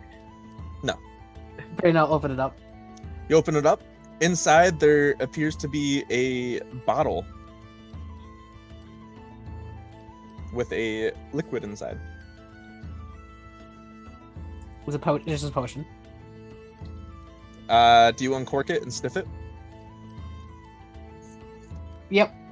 All right. So as you uncork it and sniff it, it doesn't smell like any sort of potion you're aware of. It's actually black and very ungent, thick and heavy, and smells very, very gross and almost similar to the oil that the boggles were producing, but a much larger container than the little vials that Umbrin took. This smells gross. Normally, I'd just take it a little taste to see what it is, but I do not want to put that in my mouth. Anyone have any thoughts? I could pull out my alchemist supplies and we can see if we can find out. Yeah, I'm okay with that. After grabbing the potion and looking at it, you actually hear a and a door appears on a far wall and lights shine down on it, telling you that you have cleared this challenge room. Nailed it. Okay. So what do you suppose this is, Umbrin? Let's find out. I'll pull out my alchemist supplies and I will take the bottle and start looking at it. All right, intelligence check with your proficiency. 21. You're looking at this and you are realizing that it's not a potion. It is an oil that is meant to be applied to a creature, rubbing it on the creature, or able to be poured out, and you believe it might replicate some magical effects. You're just not aware of it with your alchemist supplies. You're just aware of its possibility. Seems almost like it's grease. You do know that with this amount, you can actually use it 3 times before it's emptied. 3 uses of the grease spell. As far as you're aware. Rexel, you won the room. Would you like to hold on to this? Sure, yeah. Maybe give it a try. It's different lubricant. I'll hand it to Rexel, and Umbrin will make And Rexel is completely unaware of how that sounds. Umbrin is too. Don't worry. Moxie is giggling in the back corner, but she's not going to ruin it for anyone else. Oh, Brayna's giggling right along with you. Brayna and Moxie are like... Kara's just walking to the door. Kanar's like, I hate you guys. I'm leaving. I only got brought here because I can heal. Lubricate. Chose to be here. I just love the idea that like Kanari is like, oh my god, I'm over this. 2 of them didn't understand, and 2 of them are giggling like 12-year-olds. We're a great team, guys. To be fair, Brayna is only 30 years old, and that's really young for a dwarf. I don't remember how old Moxie is. She's in her 20s somewhere. I know exactly how old Moxie is. At least someone does. Moxie is 23. Oh yeah, see that makes sense. And Kanari is baby. She's only 18. Sweet Alright. baby. Do you leave the room? Yes. Mm-hmm. Yeah. We've been gone for a while. As you exit the room, you don't return to the tunnels that you were accustomed to.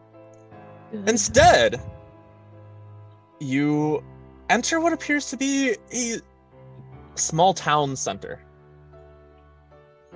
Why You're is there a looking around. town in the middle of the dungeon sphere? There's buildings, there's shops, there's a tavern, and there's people walking around, except the people look like they're a little translucent. Almost illusions. More ghosts. And then, in front of you, shimmering to life, is a familiar face. Your team, what's it called? Agent? Whatever. Not sponsor. The person who helps you. Quentin or whatever his name is. His name is Quentin Giuliano. Yeah, that guy. Yep, the one who had helped you prepare, gave you orders. Team representative. That's what it was I called. was gonna say liaison. Liaison also works. And he looks at all of you and says, hello. It's really good to see you again. Welcome to the checkpoint. You have finally arrived. Do you know what the checkpoint is? I thought there was a big guy we're supposed to fight before we got here. No. That's the exit. The checkpoint. Okay. For those of you who weren't paying attention to to my lectures before we entered the dungeon sphere. Moxie raises her hand. The checkpoint is a place of rest, but also a place of shopping. You can restock on supplies. You can stay at the tavern. There's various different things that you can purchase and do, and just spend a night of just resting without having to worry about the dangers of the dungeon, and also the dangers of the other teams. The checkpoint is a safe zone.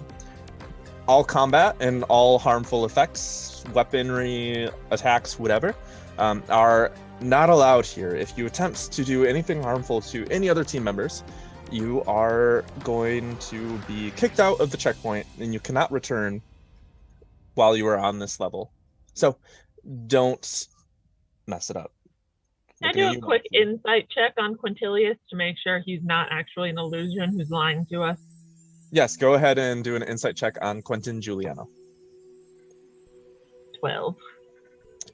You're pretty sure it's Quentin. Okay, well good. Never mind. Also, while you're here, you've received a donation from a sponsor. What? Yeah. You've actually impressed the Conservatorium of Rare Flora and Fauna, and they've provided a letter and 500 gold pieces. So Ooh. he clicks his fingers, and a 500 gold piece sack appears just like on the ground in front of you. You said it was the what? The Conservatorium of Rare Flora and Fauna. There's also a letter accompanying it. Would you like me to read the letter for you? Yes, please. Dear Team Reaper, we very much love the curiosity that you have over rare insects and plants that you find. To encourage you to continue this curiosity, we've included a donation to your team. We believe it is vital for the heroes on Scryervision programs to take an interest in the natural world around them, to inspire the children who may be watching to learn more about nature. Best wishes, the Conservatorium of Rare Flora and Fauna. Oh no, I forgot there was children watching this program. Oh no, we dropped the pants of that boggle. I'm sure there's a delay and they blur stuff. Or... There are sensors. It's normally fine. There are magical sensors to prevent things like that. They detect obscenities and blur them out or beep them out for the children, obviously. For the children. There is sunlight Scryervision. All right. So, as a reminder, while you were in the checkpoint, you can call me at any time. All you have to do is say my name with the intention of summoning me, and I will appear before you. While you're in a checkpoint, you each are able to rent a room, which you do have to pay for, unfortunately. I'm sorry. Can we not rent a room and You just don't hang have out to. here? Like There's in the also street? a nearby, like, little wooded area for those of you who need to connect and commune with nature. You could camp there if you so want. But there's also in the tavern a few rooms where you actually can use your own scrying mirror to contact people outside of the dungeon sphere. Tell them how you're doing, talk to them, and update them on your travels, and they can tell you what they've been doing. So it's a very good time to just let people know that you're okay, that you're alive. Ask your questions of people outside the games, of what's happening with your families and friends, and very much just spend some restful, peaceful time here, recuperating yourselves and maybe tending to any injuries that you might have had along the way. Question. Yes. Did you send my letter to the Order of the Owls letting them know I was doing this? Yes, and they sent a letter back, and for the children, I cannot read it on the screen. Or Could you get it to me in? I would like to see it. Yes, I can. Thank Were you. the checkpoints where there's no Scryervision orbs, where we get like time to rest, or do the invisible orbs still follow us around here too? While you are in a room at the tavern, the Scryervision orbs that are watching you will not watch you. You will have privacy in your rooms. Is that included with the Scryer mirrors, or Yes. are those conversations broadcast? Those conversations are not broadcast, as they are considered private and liabilities. Yep. Each of you can use the Scryervision view screen once for 10 minutes. at each checkpoint, or At each checkpoint. Are there any other questions? Remember, combat or harmful effects are illegal, and you will immediately be ejected back into the dungeon if you fight anyone here. What if it's just like a friendly punching match that we both agree to beforehand? Well, And there we is a don't like training. kill each other? There is a training area in Okay. which you can train and maybe do some sparring, but no killing, no maiming. And as well, there's not just the training area. There's also a small library for any sort of studies that you would like to do. They have a small collection of information on magical items, magical creatures, survival techniques, things of that nature. There's a park, nature area, like I mentioned. The place that you can stay is called the Restful Bed and Breakfast. There's also... What was it? Do we get breakfast? If you stay there, yes, breakfast is included. That's part of the bed and breakfast name. You never know at these places. Yes, and then if you need to stock up on rations, you can visit Wise Guy Supplies. Not just rations, but also any sort of equipment or gear that you feel that you might need. And if you ever lose a limb, they sell prosthetic limbs too. There's also the tavern. It's called the Second Chance Tavern. Oh, by the way, these are the same throughout every checkpoint on every level. And the shopkeeps are illusory shopkeeps. The same, no matter where you are. We like to call them hollow scryers. I don't know. I need to come up with an actual name for that. Meta wise. There's also Eldgar Smithery and Shop, Miss Carrie's Apothecaries, and the Magic Emporium for all your magical needs. What was the tavern name? The Second Chance Tavern. These are illusory shopkeepers. Where does the coin we spend go to? It goes to the shops that are sponsoring these things. So if you spend your gold here, it will go to those companies outside of the dungeon sphere. And we can only stay here a day? You can stay here as long as you want. Okay. But remember, the longer you stay, the further behind you get. The further behind you are from the other teams. Have you seen any other teams? I believe that there are a couple here, but I am not sure which ones.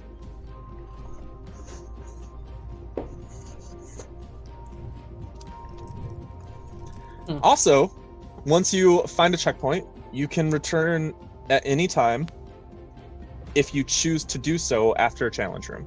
Unless you've been ejected through breaking the rules. But the more time you spend in the checkpoint, the more you may fall behind the other teams. And the challenge rooms are our trauma doors, right? Yes. Okay, I just want to make sure. Yes, Is that what you've been calling them? Well, They induced caused trauma us on the trauma. first It round. doesn't make sense to me either, Quintillion. We're now one of Right. 3, so maybe not the best name. All right, then. Well, like I said, if you need me, call me at any time. I'm only an illusion, though, so I cannot do anything that includes physical labor. Goodbye. He waves, and then his form just flickers out before you. And you see essentially like a typical town square. There's a well in the middle of the town square, and different shops, different taverns, the various different spectral, illusory people walking around. They don't seem to pay you any mind. Perhaps we can sell this gold monkey, since I don't think it does anything. And also, are we splitting that money evenly, or are we giving it to Umbrin, since he did so nicely with all the bugs and such? Umbrin's already split it up, and he's been handing it to people. So everyone has 100 gold from that.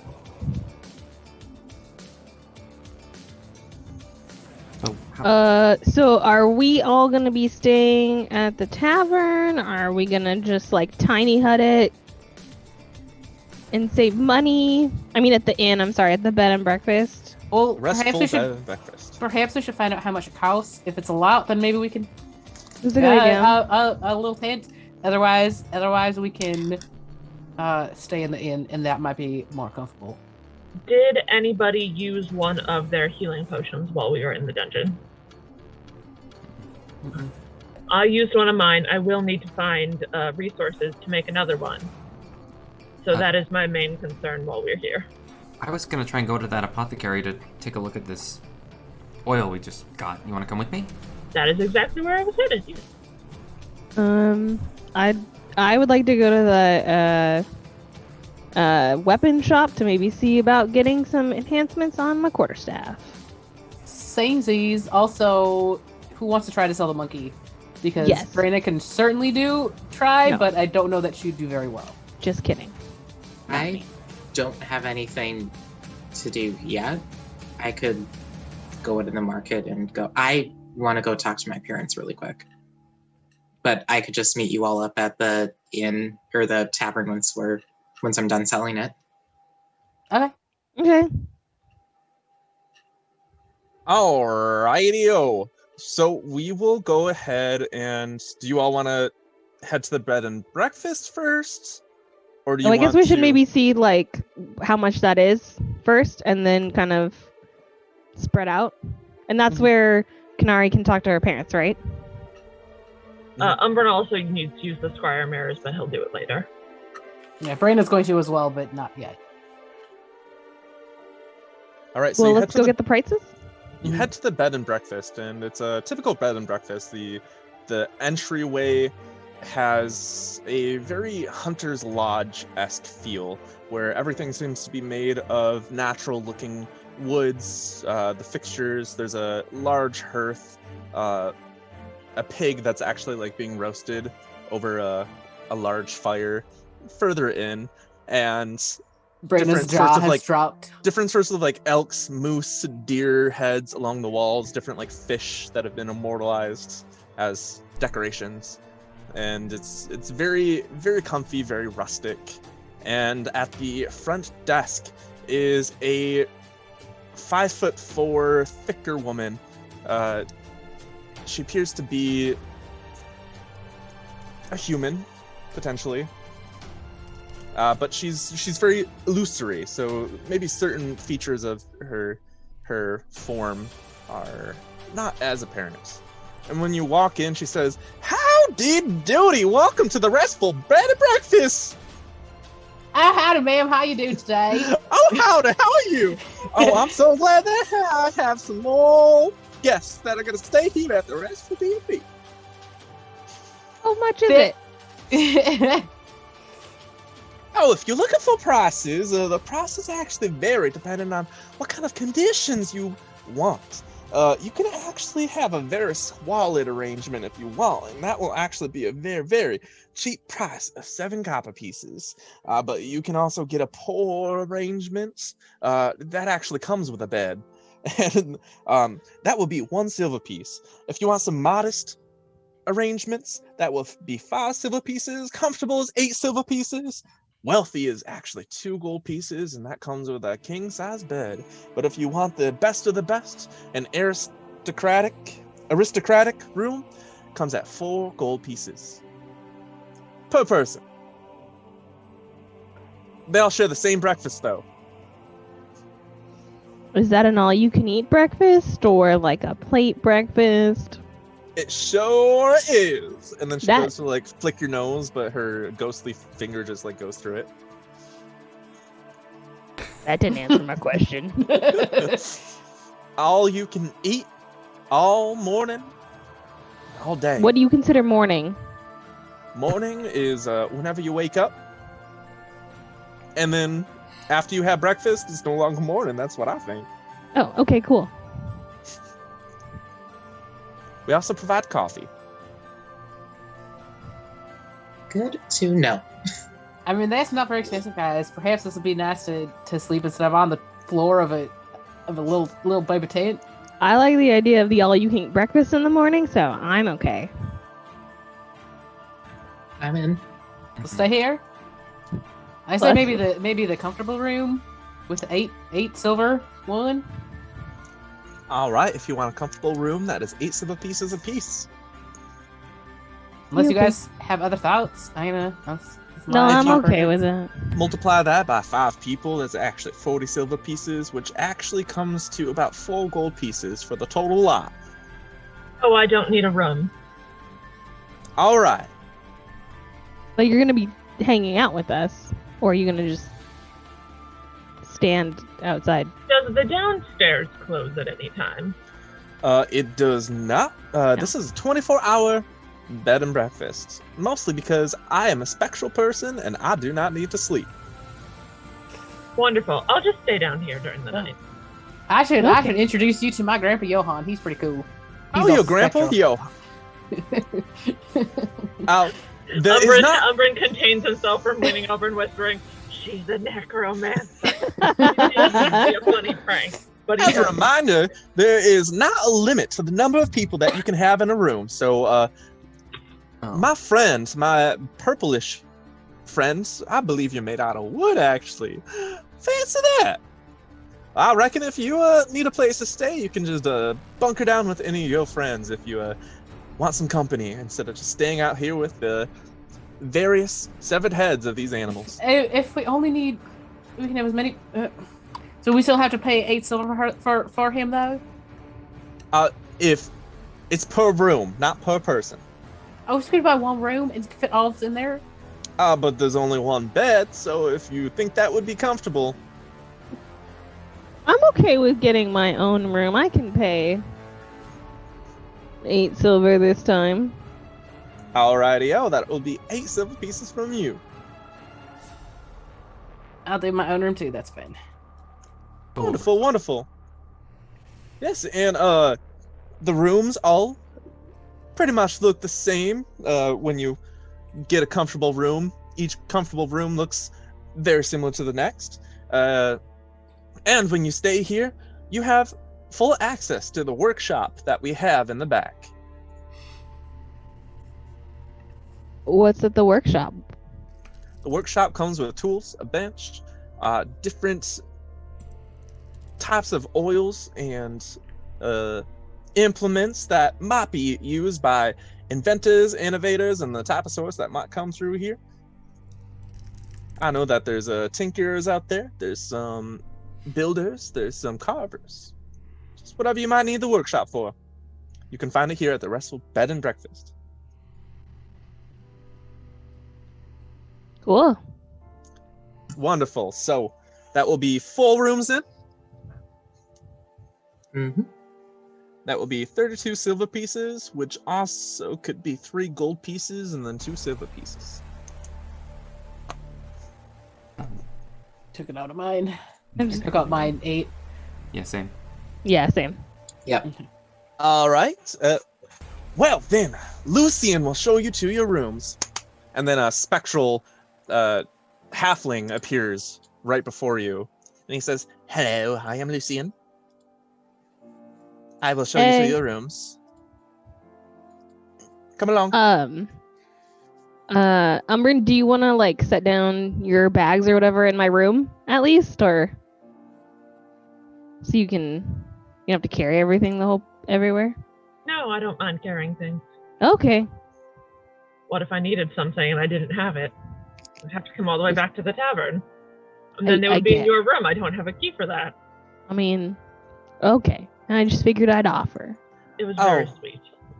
One of the fun facts about these rooms is that they do not have keys. They instead That's not safe. use your handprint. Oh. So as you're passing rooms, you actually see a very similar panel that you can place your hand on, which will open up the room. And it takes you up a set of stairs, and then gestures to 4 rooms down a hallway. These 4 are for you. Thanks. Please enjoy your stay. And then he just boop, poofs away.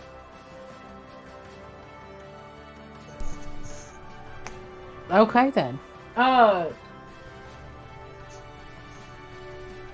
So drop a stuff off in weapon store? Yeah. Okay. All right, so we will do Moxie and Brain at the weapon store. Cool. Eldgar Smithery and Shop. Brano will 100% come in and just start talking shop. Talking shop. I don't actually know how to talk shop, so I won't actually talk shop, but that is what she would do. Yeah. You know, the purity of the iron really depends on how hot you heat it. Oh, for sure, and that's why I have only the finest forge gets it the perfect tip every time. You're my kind of gal. Eldgar, before you, is a Goliath, a spectral Goliath, who is hitting some spectral iron things. He's not actually doing anything because he's basically just a ghost, a hologram, but he's isn't aware of that fact. And so when you get into the shop, he looks at the two of you and says, what can I do for you? I was wondering if you could maybe add a little bit of silver, or how much that would cost to maybe, make this quarterstaff a little bit more. Well, if you want it to hit a little bit harder, I can do that. I can enchant any weapon with the basic sort of enchantment that will make it hit just a little bit harder magically. Mm-hmm. That is actually 500 gold pieces per weapon. Oh, that's Nope. a lot. Never mind. That's armor. 100 gold pieces per weapon. Oh. I can also empower it a little bit more with a greater enchantment. That's over 1,000 gold pieces. That's not. If you want it just silvered, that's only 25 gold pieces. How long does it take for you to get that little bitty enchantment on here? That would probably take about 2 hours, actually. How much would the silver take? How long? I'm sorry. To put some silver around them, probably only take around 30 minutes. Can I get that done on this? You want a silver quarterstaff? Yeah. All right. Just leave the quarterstaff with me. Okay. You can pay when you pick it up. Thanks. And I'd like the little baby enchant on my hammer. Please be very careful with this. Baby enchantment. All right. It's precious. I made it myself. Oh. I do speak Dwarvish. It's okay if I inscribe the enchantments glyphs in Dwarvish on your warhammer? Or is that too much? don't even know if the hammer would accept anything but tourists. So probably that's your best bet. All right.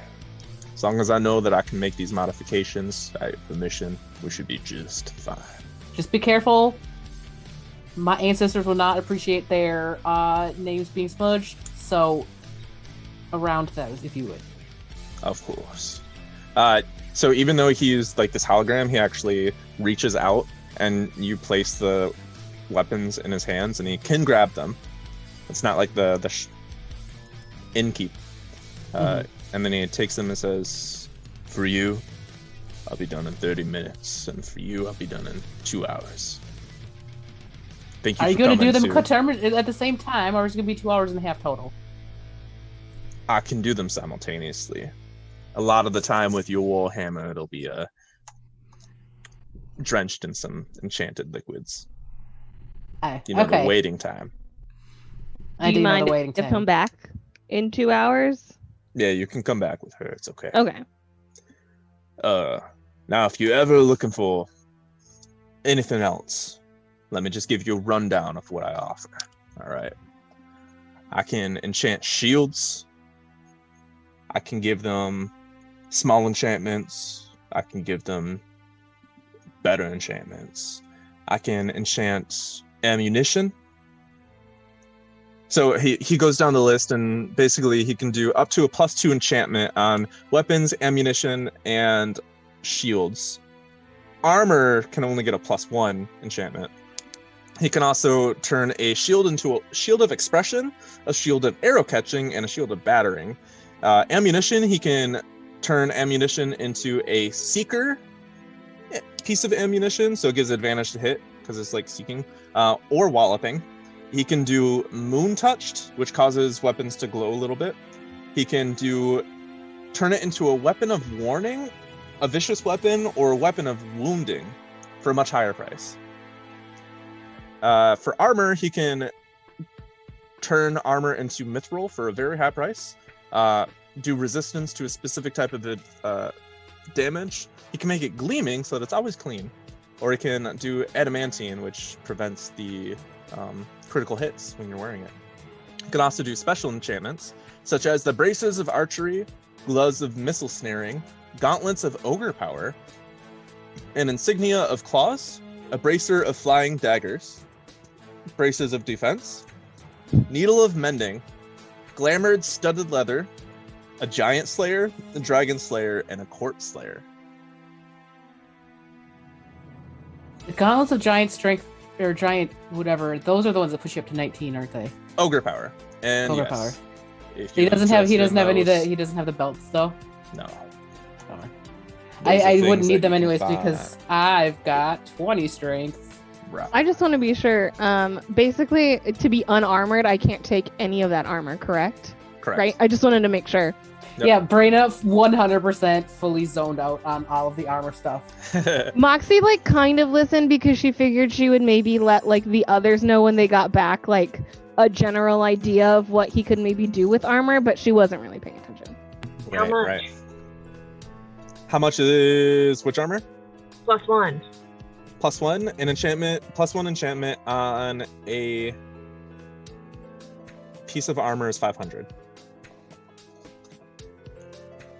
How much on the shield? Cheaper just to buy studded leather. Shield is also 500. And the weapon was 100, correct? Right. Okay. Braina got that, so Braina's back down to no monies again, but that's fine. That's why I went with the silver. Bypasses all of your magic weapon issues. Yeah, 100%.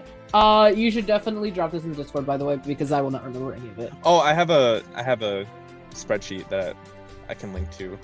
Okay. But I wasn't gonna link it until you actually visited. So. Yeah. All right. So is that all you two want to do with the weapon shop? For now, yeah. Yeah. I don't have any more money to do anything. So Kanari, Moxie does, but where did you go? I think she would have. I think the conversation she's trying to put off a little bit.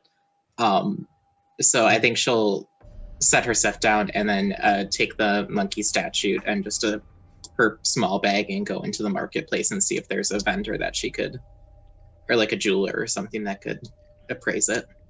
There's no jeweler. There's nothing that specific. What Would was it be listed? like the Wise Guys, maybe? Wise Guy Supplies is probably your best bet. Okay, I'll head there. All right, you head into Wise Guy Supplies, and it looks like this very large general store that sells all of the equipment and gear and stuff that you would find in the player's handbook. So, like, if you needed any sort of like tools, like the cook's utensils or a set of bagpipes or thieves' tools or something, you can get them here. You can get any of the equipment packs, like the burglar's pack, the dungeoneer's pack. You can also buy things like an abacus, a blanket, bedroll, crowbar, all that stuff that you can find in the player's handbook. You can find at Wise Guy Supplies, this general store. Cool. And Feel like when- we might need a climber's kit. When you reach the front desk, you see a human, a tall human man. He's bald, and he says, "Hey, welcome to Wise Guy Supplies, Wise Guy. Wise Gal." Yeah. Hi. I found something in the dungeon. I was wondering if you could take a look at it and see if you could. I'm looking to sell it. Yeah. You know, many of the challenges in the dungeon sphere, they find things in the dungeon and they sell them to me. Remember that. I always give a good price.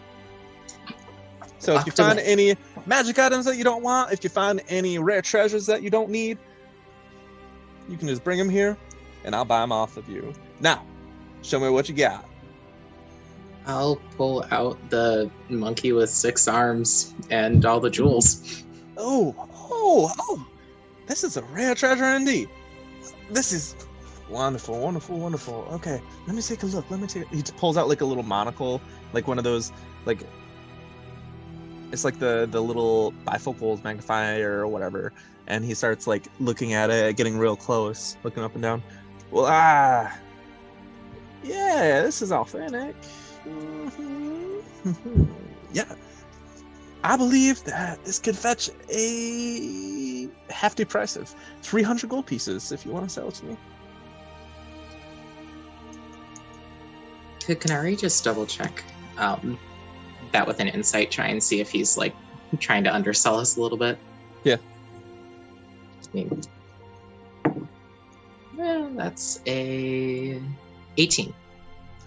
You're pretty sure that he's giving you a fair estimate. He wasn't trying to like pull any sort of charades or do any sort of like deception with that very close inspection of this item. You also know that he's just like this spectral holographic shopkeep. Yeah. You know that he doesn't quite have a reason to try and undersell you, unless he was programmed to by capitalism. Who knows? 300 gold sounds lovely. Hey, sounds lovely to me too. Wise gal. What's your name? Oh, well, you can just call me Mr. Wise. Mr. Wise. My name's Canary. Good to meet you, Canary. Canary. Oh, pardon me, Canary. Canary in the dungeon. Canary in the mine. Mm-hmm. Dev's been waiting months to use that one. Been sitting on it since the beginning. Yeah, Mr. Wise, every time we'll probably do it. Mm. Also, just as a refresher, I'm trying to get the accent back. I had an accent and then I lost it. And I can't get out of Southern. Australian. Fish and chips. Fish and chips. Hey, and just a reminder that if you need anything else, you can find them here. But I also have a special on beads of nourishment and beads of refreshment. You can get 1 bead of nourishment, 1 bead of refreshment for 5 gold pieces.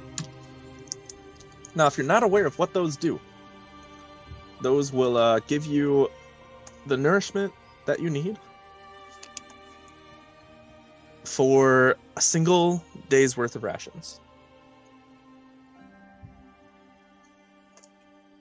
You take 1 bead of nourishment or 1 bead of refreshment, and you don't have to eat or drink the rest of the day. Got a friend knows there should be like, and what if I ate like 4? Would that be okay? If you were there, I would say it would cause severe bloating.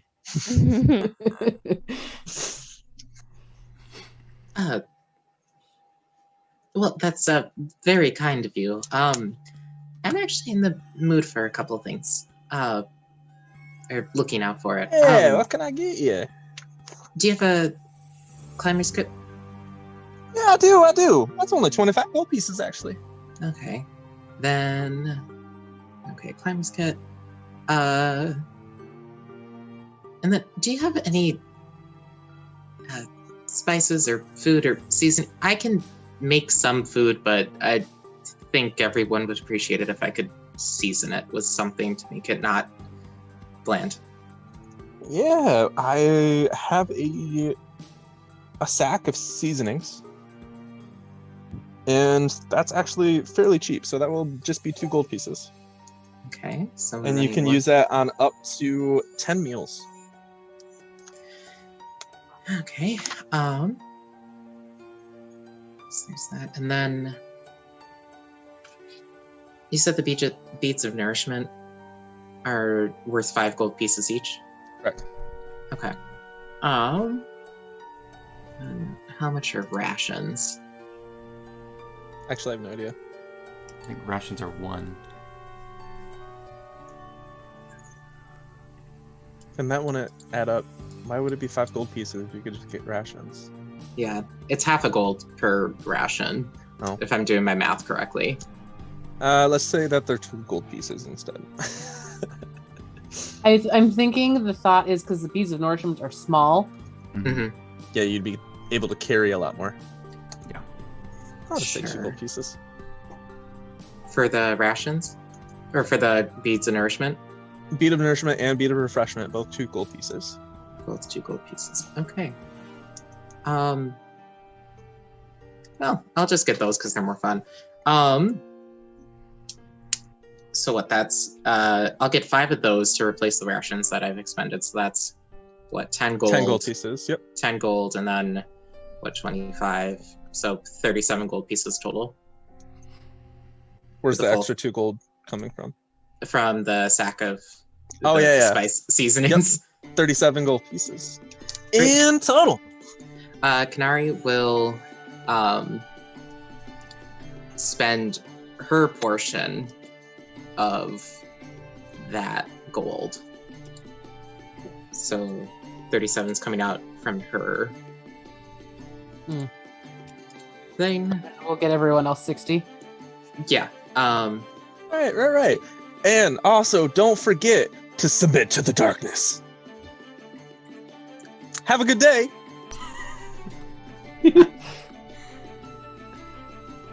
Sorry, what did you say? I said have a good day.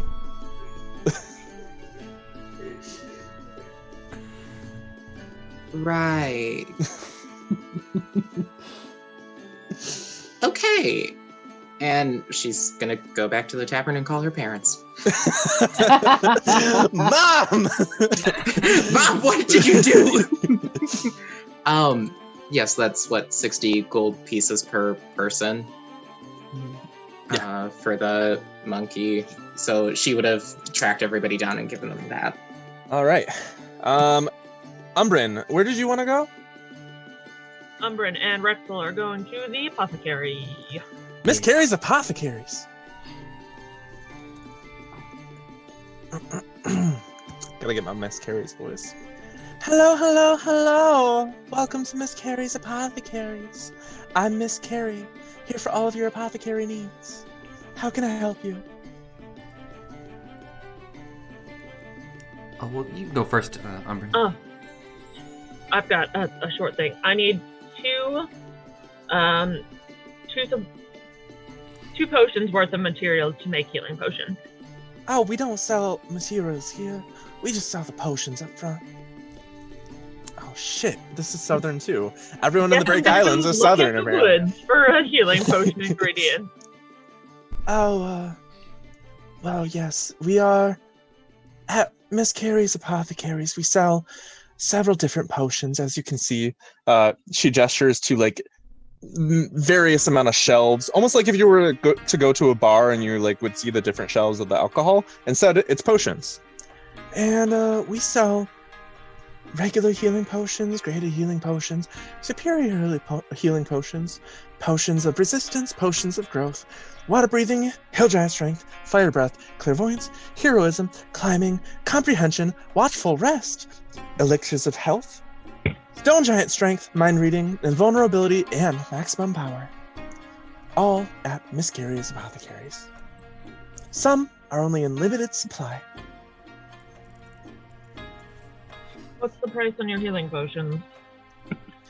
Oh, a regular healing potion is the standard 50 gold pieces. Okay. The greater healing Have fun, potion Rexel. And is the standard 250 gold pieces. Oh, well, I would be happy to hear. What's the price on? You mentioned a potion of clairvoyance. Yeah, a potion of clairvoyance is 750 gold pieces. Okay. That's more of a saver type of purchase. Indeed. You know, there was one thing I was hoping you might be able to help me with, and Rexel pulls out the vial of sort of black oily substance that they just got. I'm wondering if you know what this is precisely, and if you were to purchase it, how much would you value it at? She looks at it.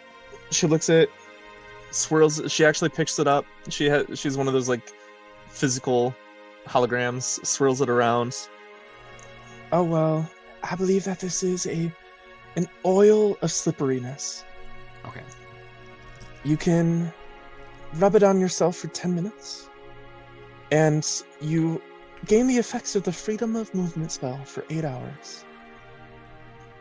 And alternatively, you can put it on cover a 10-foot square with each use. This has about 3 uses, replicating the effect of a grease spell for 8 hours on that area. So freedom of movement or grease, your choice. Oh, excellent. Good to know. Don't have to test too many things. Okay. If you do want to sell it, it is uncommon, and that would fetch you about 50 gold pieces. All right, that's definitely good to know. I don't know what other things my friends might be interested in. Let's see. How much are the potions of damage resistances? 100 in gold pieces each.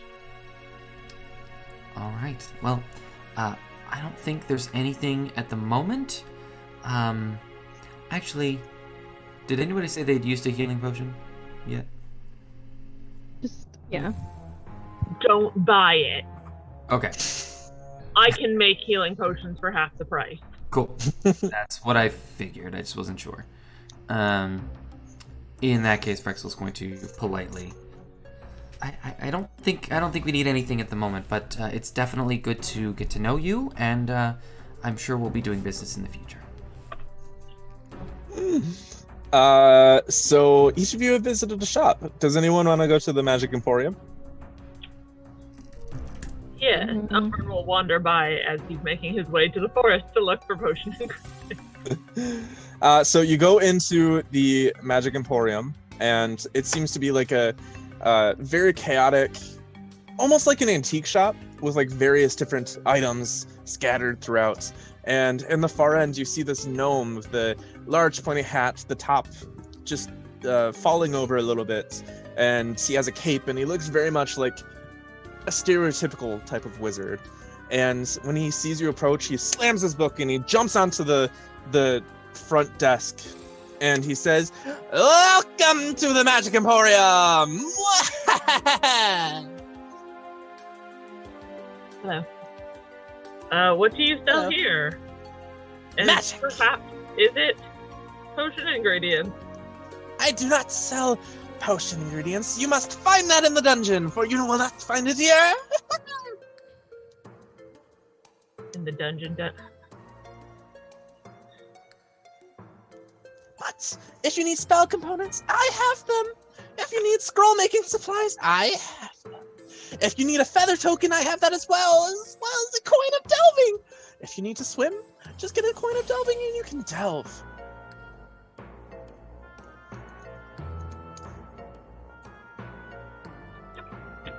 And other things, clothes of mending, an enduring spellbook, an ever-bright lantern, horn of silent alarm, cleansing stone, breathing bubble, chest of preserving, scroll of protection, alchemy jug, boots of elven kind, a handy haversack, but that's pretty expensive. I don't think that you'd be able to get that on level 1.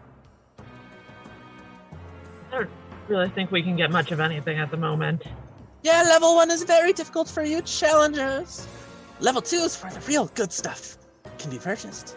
Level 1 is more so just making sure that you are restocking on supplies, maybe getting basic enchantments, restocking on healing potions, but other than that, it's not like you can afford a Wand of the War Mage. You carry Wand of the War Mages, truly. Yes, any sort of arcane focus I have here. If you are a druid, I have a moonsicle. If you are a sorcerer, I have a bloodwell vial. If you are an artificer, I have an all-purpose tool. And I can give you up to a +1 bonus or a +2 bonus on that. Wonderful! Well, it's very good to know this is here. Your name? Oh, you can just call me Cladulius. Bless you. You sneezed, yes? That is something humans do. I am not a human. I am a gnome. I apologize. Oh. That is very offensive. Now get out! Unless you're buying something, then stay. Cladulius. Cladulius! Dooley. Wonderful. Thank you for your time. I have to go wander around in the woods for who knows how long. Be careful, you never know what's in the woods. There You could better not find be anything in the woods. dangerous things, like I've been told there's no combat in the checkpoint. If there's Like something in the woods trees! that tries...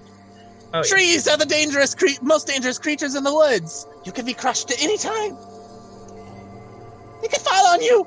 Guessing you don't leave the Emporium much. And if no one is around, they might not even hear. Thank you for your time. Turns and leave. Now get out! Unless you're buying something, stay! Please buy something soon. Make things less expensive and I'll buy them. I have no choice! Both ways. You help me, I'll help you. You know the saying.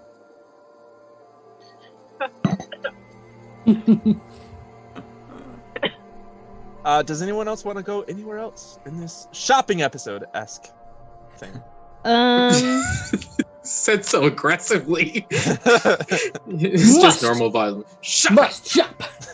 Umbrid is intending to buy something at the weapon shop. Alright, we'll quickly head over to the weapon shop where Eldgar the Goliath is working on some current items, but he pauses as you arrive. I would like to purchase studded leather. Thank you for making this quick and easy. I have studded leather. The studded leather is worth The standard price, 45 gold. the standard price of 45 gold. Oh.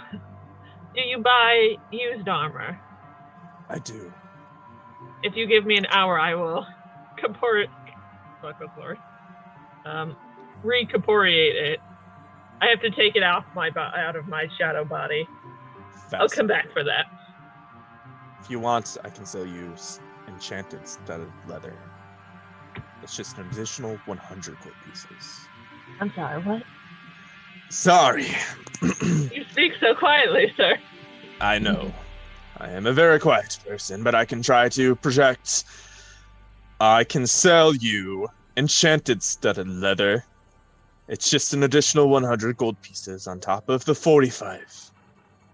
That will give you a +1 bonus to the armor class. I will tell you a secret. I only have 135 on me right now. Gasp. Yes. But keep if you it sell between- the original leather, that would be 10 gold pieces that you... Nope. 5 gold pieces you will receive. You just need an additional 5 gold pieces, and you should successfully purchase some studded leather that is enchanted. I think I'll just. Oh, okay. Oh no, he's frozen again. I'm just gonna That's get okay. the 45. Just gonna get the regular thing, Okay. and then restart my computer again. Oh Once you no. return, you can purchase. Bye. Does anyone else want to do anything else? Just go to the tavern probably and hang out. Or you said there was training, right? There's a training area. And there's other teams around. Have we run into anyone or? You haven't seen anyone yet, but Quentin confirmed that they're around. I mean, Moxie probably head to the tavern, so otherwise to All right. drink some. As you enter the tavern, you see 2 teams.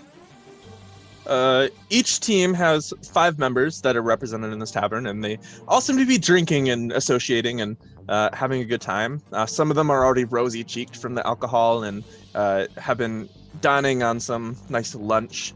And you see a kobold who seems to be dressed in some clerical robes, a halfling who has some interesting patterns on his face, a druid, a very tall druid woman with shaved sides of her head and a long ponytail that flows down, and a taller human with dark skin wearing the armor of a paladin, and a small little goblin with glasses, one that would be familiar to some as Egg. Yes. Team Hydra. You also see a blue-skinned creature that seems to have very thick features, a triton, you've recognized tritons, a sea elf, a simic hybrid, and another triton. And they all seem to be having a very good time inside, drinking, playing some cards. There's the 2 tritons, the sea elf, and the halfling are all playing cards, and Egg is sitting next to this moon druid and the blue-skinned creature, which is known as a Vidalkin, just having a good time. And then the others are just sort of sitting to the sides and very much enjoying their time together. And they see you come in, and they raise up their glasses and they say, "Hurrah! Another team's here!" Moxie would immediately go, "Rah!" and then realize she has no drink, and then be like, "Drinks all around!" and then Just drinks all around! Someone get this woman a drink! and then yell and go kind of join everyone, maybe get it on the card, something like that. All right, so I think Brando was probably still with Yeah, I would Moxie assume at this so. point.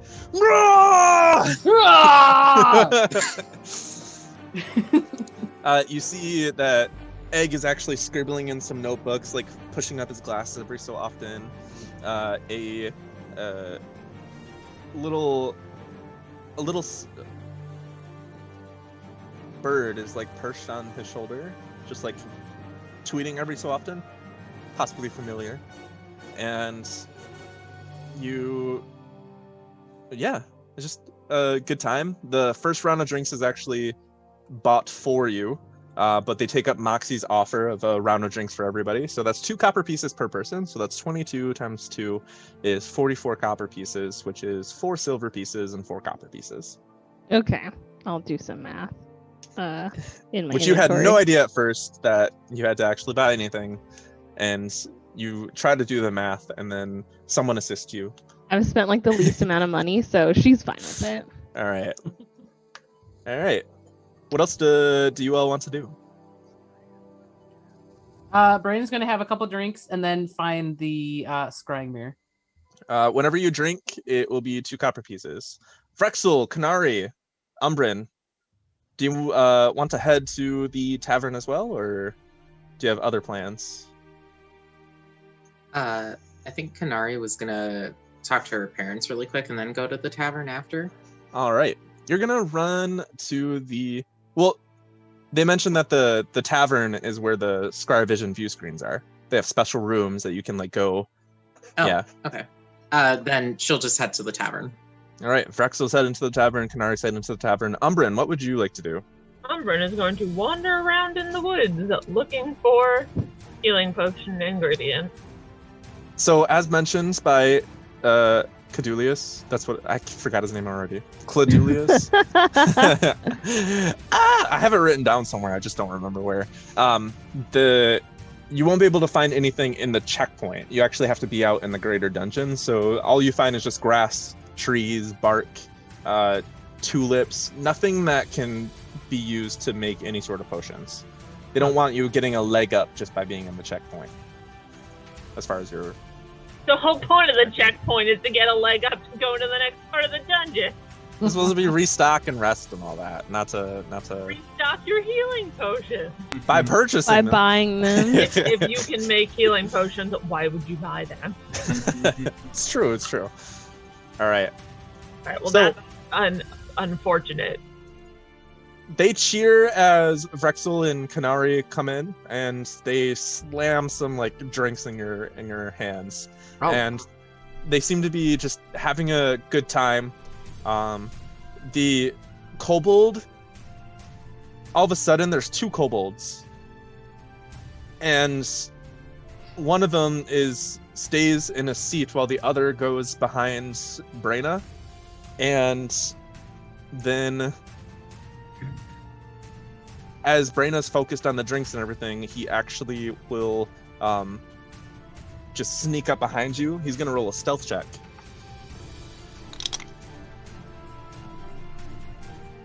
Let me know what you roll for your perception check. I would like to not tell you what I rolled, as it turns out. No. Okay, so he just scurries up behind you, and then he goes, "Hurrah!" Tries to scare you. As you're drinking. Question. Yes. Unintentional injury to opponents. That won't affect anything. She will wing around, mug in her hand, and clock him upside the head Whoa! unintentionally.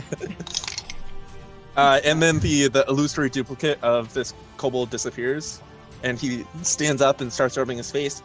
Oh, that hurts. I would sorry. suggest not trying to frighten me when I have 2 cups of ale in my hand. It's You would just spill it all over a the bad place. choice. Moxie immediately went, it wasn't me! I hit things. That's what I do. Something scares me. They're going to get hit. I didn't mean to, and I'm kind of trying to find a thing. I didn't mean to. I promise. The tall, dark-skinned paladin stands up and goes over to the kobold and he says, "It's okay, Tuk Tuk." He touches his face and the lay on hands glows a little bit. There, all better. Now, I know that you worship a god of trickery, but try not to do that again. You should not scare the dwarf with large muscles. She will punch your face in. I've learned my lesson. Now, sorry about that. What was your name again? My name's Brandon Ironbeard. Who are you? You can call me Ellen Farmer. Nice to meet you, Ellen. Nice to meet you as well, Miss Ironbeard. I believe I've heard of your clan. Are you famous for smithery? Oh yeah, I make. I make things. I have a warhammer. It's getting upgraded a little bit, but I made it. Oh, wonderful. I have a sword that's being upgraded as we speak. It's very nice to meet you. You as well. Now, I'm going to resume drinking, for I have plenty of time to do so. And I'm going to take plenty of advantage of that time. He just sits down and starts drinking some more. All right. Vrexel, you see the group before you, and Egg is the one that you recognize the most, and he's busy scribbling in his notebook. He looks up, makes eye contact with you, and then goes back down onto his notebook. Oh, okay. Well, at one point, is he drinking anything? He has a cup of milk. Oh. Oh God. Rexel will, if this exists, send a hot chocolate his way. It does! And the hot chocolate arrives near him. That only cost about 1 copper piece. Okay. It's kind of, at some point, kind of just do the whole, like, from across the bar, lift the cup. Get one for myself as well. He looks at it and just continues scribbling in his notebook. Oh. Ejected. He actually will reach out, pull it in, sniff it, drinks it a little bit. Oh, this is good. And he starts scribbling back. He looks back up, looks at you, looks back down, looks back up. And then he closes the notebook and he walks over to where you're sitting and then pulls up a chair next to you and then hops up onto the table, puts his notebook down. His little bird tweets a little bit. He starts scribbling in his notebook a little bit. Soren flies out from behind the chair and starts just kind of like playing with the other bird. And Egg looks up. He looks at you. He leans over a little bit and he says, I will kill you and all of your party for the humiliation that you put me through at the festival. All of you. Then he goes back to his notebook and starts. And he starts scribbling in his notebook some more. It's gonna suck when we have to kill you.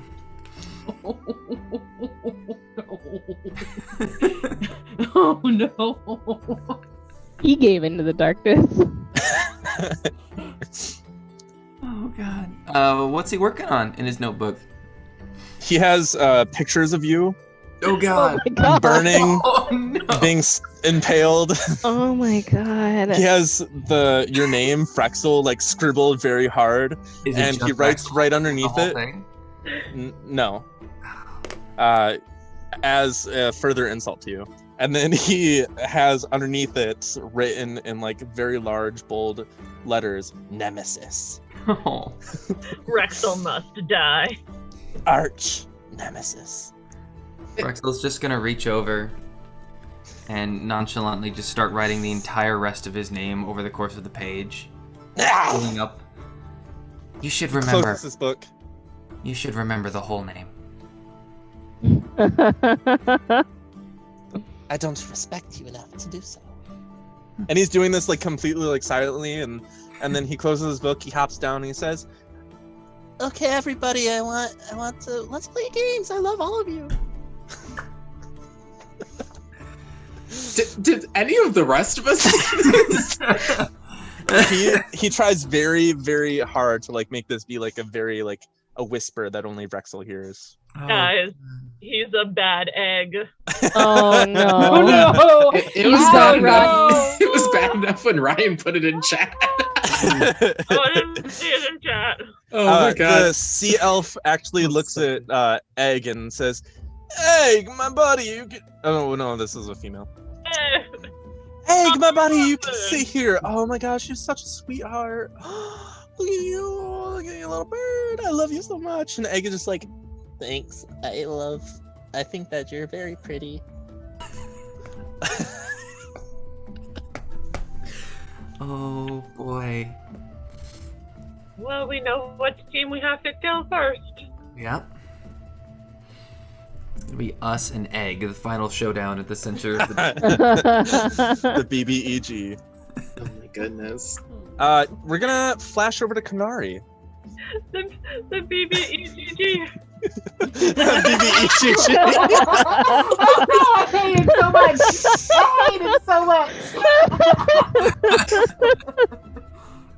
Show's over. I'm done.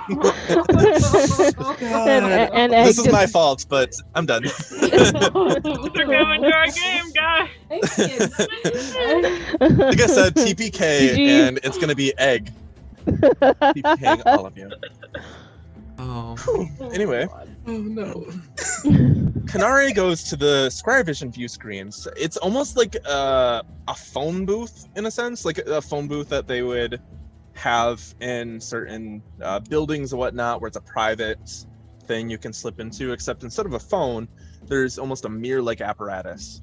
And you've grown up in the Magisterium, so you're accustomed to how these things work.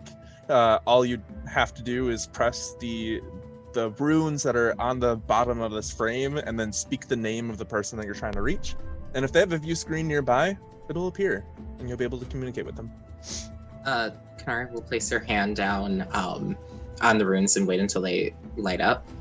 And she'll say, I have a Nestor Than Harith.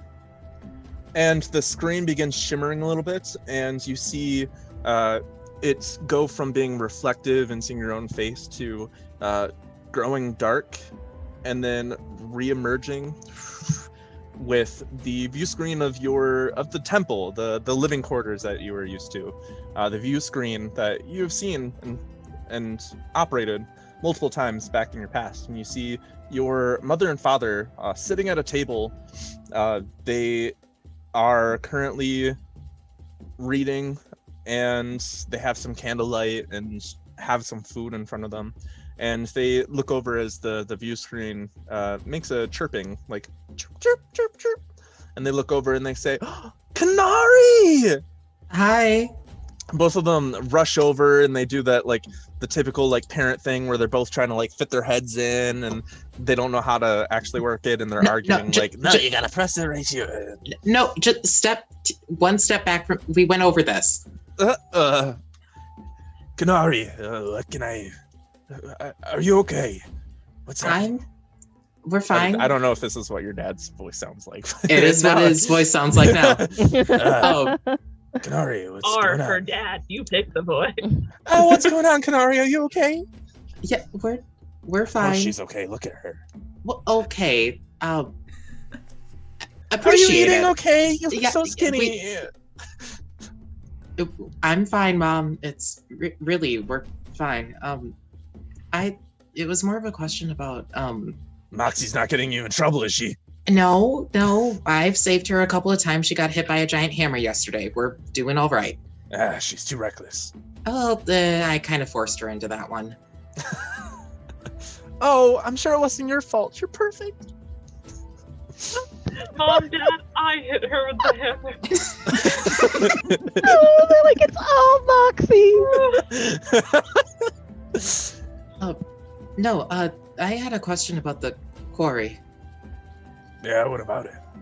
Well, they came and visited me in a dream. Well, not a dream. I'm sure that was just your imagination. The Quorai can't speak to us. Well, it did. Oh, honey, believe her. She might be going through something. Tell us about the Quorai. What did you see? Was she pretty? Well, I mean, they looked like me. Oh, so gorgeous. Remember, you're perfect. That's very nice. Talk. Okay. Well, it just, I don't know. It seemed like a weird message, and I thought either of you would know something about it, but I guess not. What was the message? Apparently, there are some like vengeful spirits, the evil Quorai. Yes, but I mean, it's been so long since the initial movement of the Kalishtar onto this plane that those stories have just become that stories. Like we don't have to, as far as we know, we don't have to worry about the dreaming dark or the dark Quorai spirits anymore. I thought that was long ago. Let's just fairy tales now, just bedtime stories. To set kids right. I think they might be more real than we thought. Are you sure that this vision came to you? Pretty confident. I'll look into it. I'll speak with the others and other Kalishtar and do some research in the temple. Okay, I'll try and see if there's anything in here. Maybe there's a library at the checkpoints. Or I could find a book along something. You remember that there is a library that Quentin talked about. But be careful if there's something up with the Dreaming Dark and a reemergence.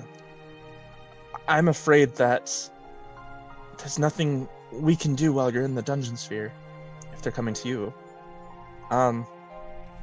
Just remember that things that are beyond our control are beyond our control. You can't attempt to pervert the natural laws because you fall into powerful emotions.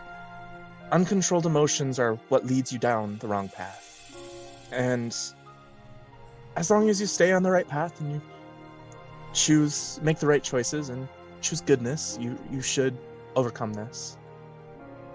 But I'll also have to work with my contacts in the with the Scryervision,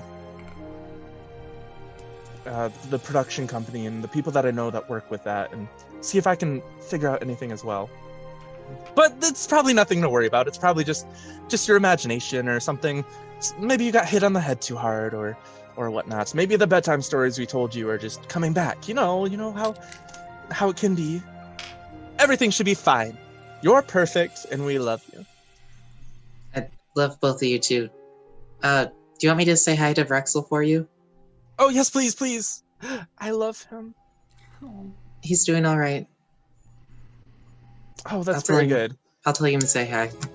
You know, he'd make a good husband.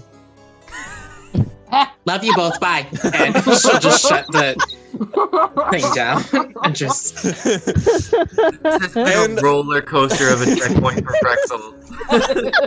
And unfortunately, that is where we have to end it for tonight. Because it is now 11 o'clock here in Michigan. Oh, God. And we will return to the checkpoint and further Scryervision view screen communications and more next Meet Sunday. Olive Brain's family. It's going to be great.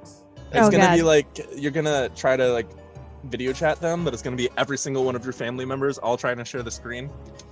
There's going to be some there's aunts, uncles, there's going to be all some the like siblings. broken bones and stuff as people are pushing their way to like talk to you. It's going to be amazing. 100%. 100%. It's going to be great. I didn't think I'd make Kanari a character that drinks, and then based on that conversation alone, she's gonna just walk down, immediately grab the drink Moxie has, and just down it. She's gonna be like, finally! We're gonna start next session where like the view screen goes dark, but then you see the reflection of your Kwarai spirit yelling at you. We're gonna do that. Oh no, I'm gonna that's make the that path of evil substances. Dev, you're not supposed to spoiler your own show. Look, Moxie is a great influence. She is not the path of darkness. Embrace the darkness. Oh god, there's just a little bit of warlock. Kanari wherever she goes to measure the darkness. Wendell and Kanari are going to be just a little bit of warlock buddies. It's going to be great. It's gonna be so much chaos if they ever meet. Oh my god. So to recap, you stole the golden monkey, avoided the giant boulder. Was there actually a giant boulder? Yes. Oh, nice. You definitely sent the right person to do the thing. Saved Vrexel and Moxie from falling 300 feet into darkness.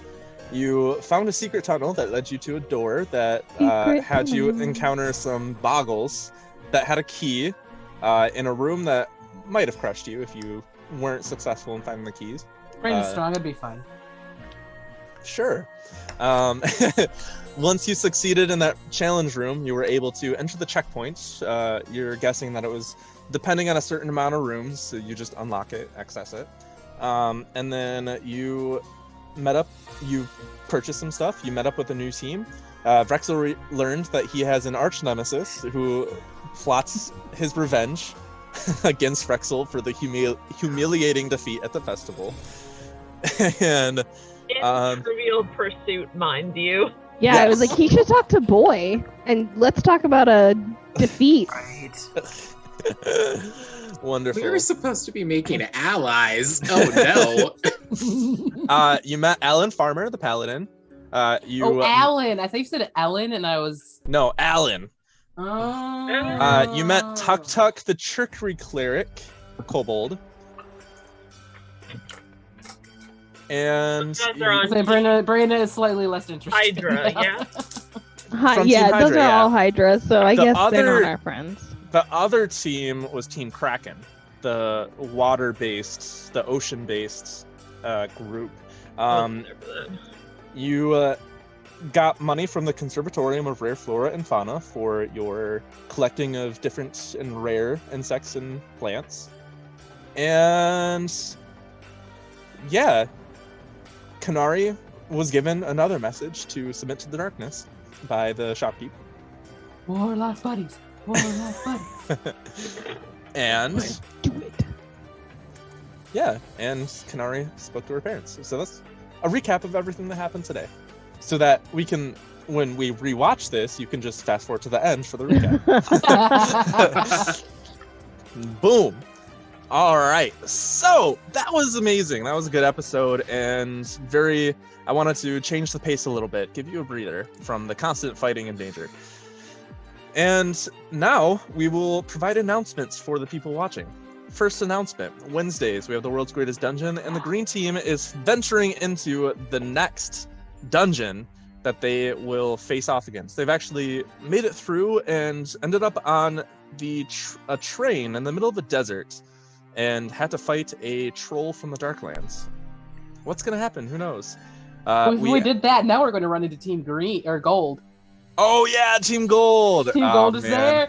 I'm gonna go murder them. I'm gonna go murder them so hard. Ryan, I'm so sorry, but that is immediately what 13 is gonna do. We'll see what happens. And we also have a little bit more paint on Sundays. It was actually just before this, and it will be again next Sunday. And yeah. What other things should we announce? I have a collection of books that I will be eventually putting on Kickstarter about my original campaign setting called Risen. The book series is going to be called The Myths and Wonders of Risen, and I've been working on it very hard since the start of the pandemic, and I'm very proud of it. And so it has my original campaign setting, extra subclasses, spells, races, yada yada yada. So keep an eye out for that. Braina streams on her own Twitch channel. I do. Twitch.tv/Braina. Had a very sad day on my yesterday's stream where my Diablo hardcore character died, and I was sad. Oh. I was so sad. I almost cried, and then I didn't because it was 11 o'clock at night, and I fell asleep instead. And left my stream going the whole night. Whoops. What day will you be streaming Pokemon Snap? That will be in 12 days. After because it drops on the 30th. So that will be starting probably at 9 o'clock my time on that Friday because I have a home game that I play in on every other Friday. I will probably be watching and also playing at the same time. It'll be great. We can hop on Discord and then you can be in my stream. It'll be great. Ooh. All right. But yeah, follow me on twitch.tv/Braina, and I do Pokemon and Diablo and Warcraft, and I stream my session prep. If anybody is interested in how another person preps for sessions, you could watch my stream. It's a good time. That's a lot of sessions. We also just posted all the social medias, so you can find a good handful of us on social media and whatnot. Yeah. Anything else anyone wants to announce or tell the people that are watching now and in the future? such as the fact that Jacob is the one that made the music for the character introduction video that was hopefully streamed during the break. Jacob produces fantastic music, and yes, it was amazing and very thematic to each character. I was like, whoa. Fredo's was so good when I first heard it. I was like, oh, that's perfect. Yes. All right. So anyone else have anything else? Keep following public health guidelines. Keep following public health guidelines. And you know what? Stay classy, Magisterium. And have a great day. This was Dungeon Sphere, and we will now be signing off.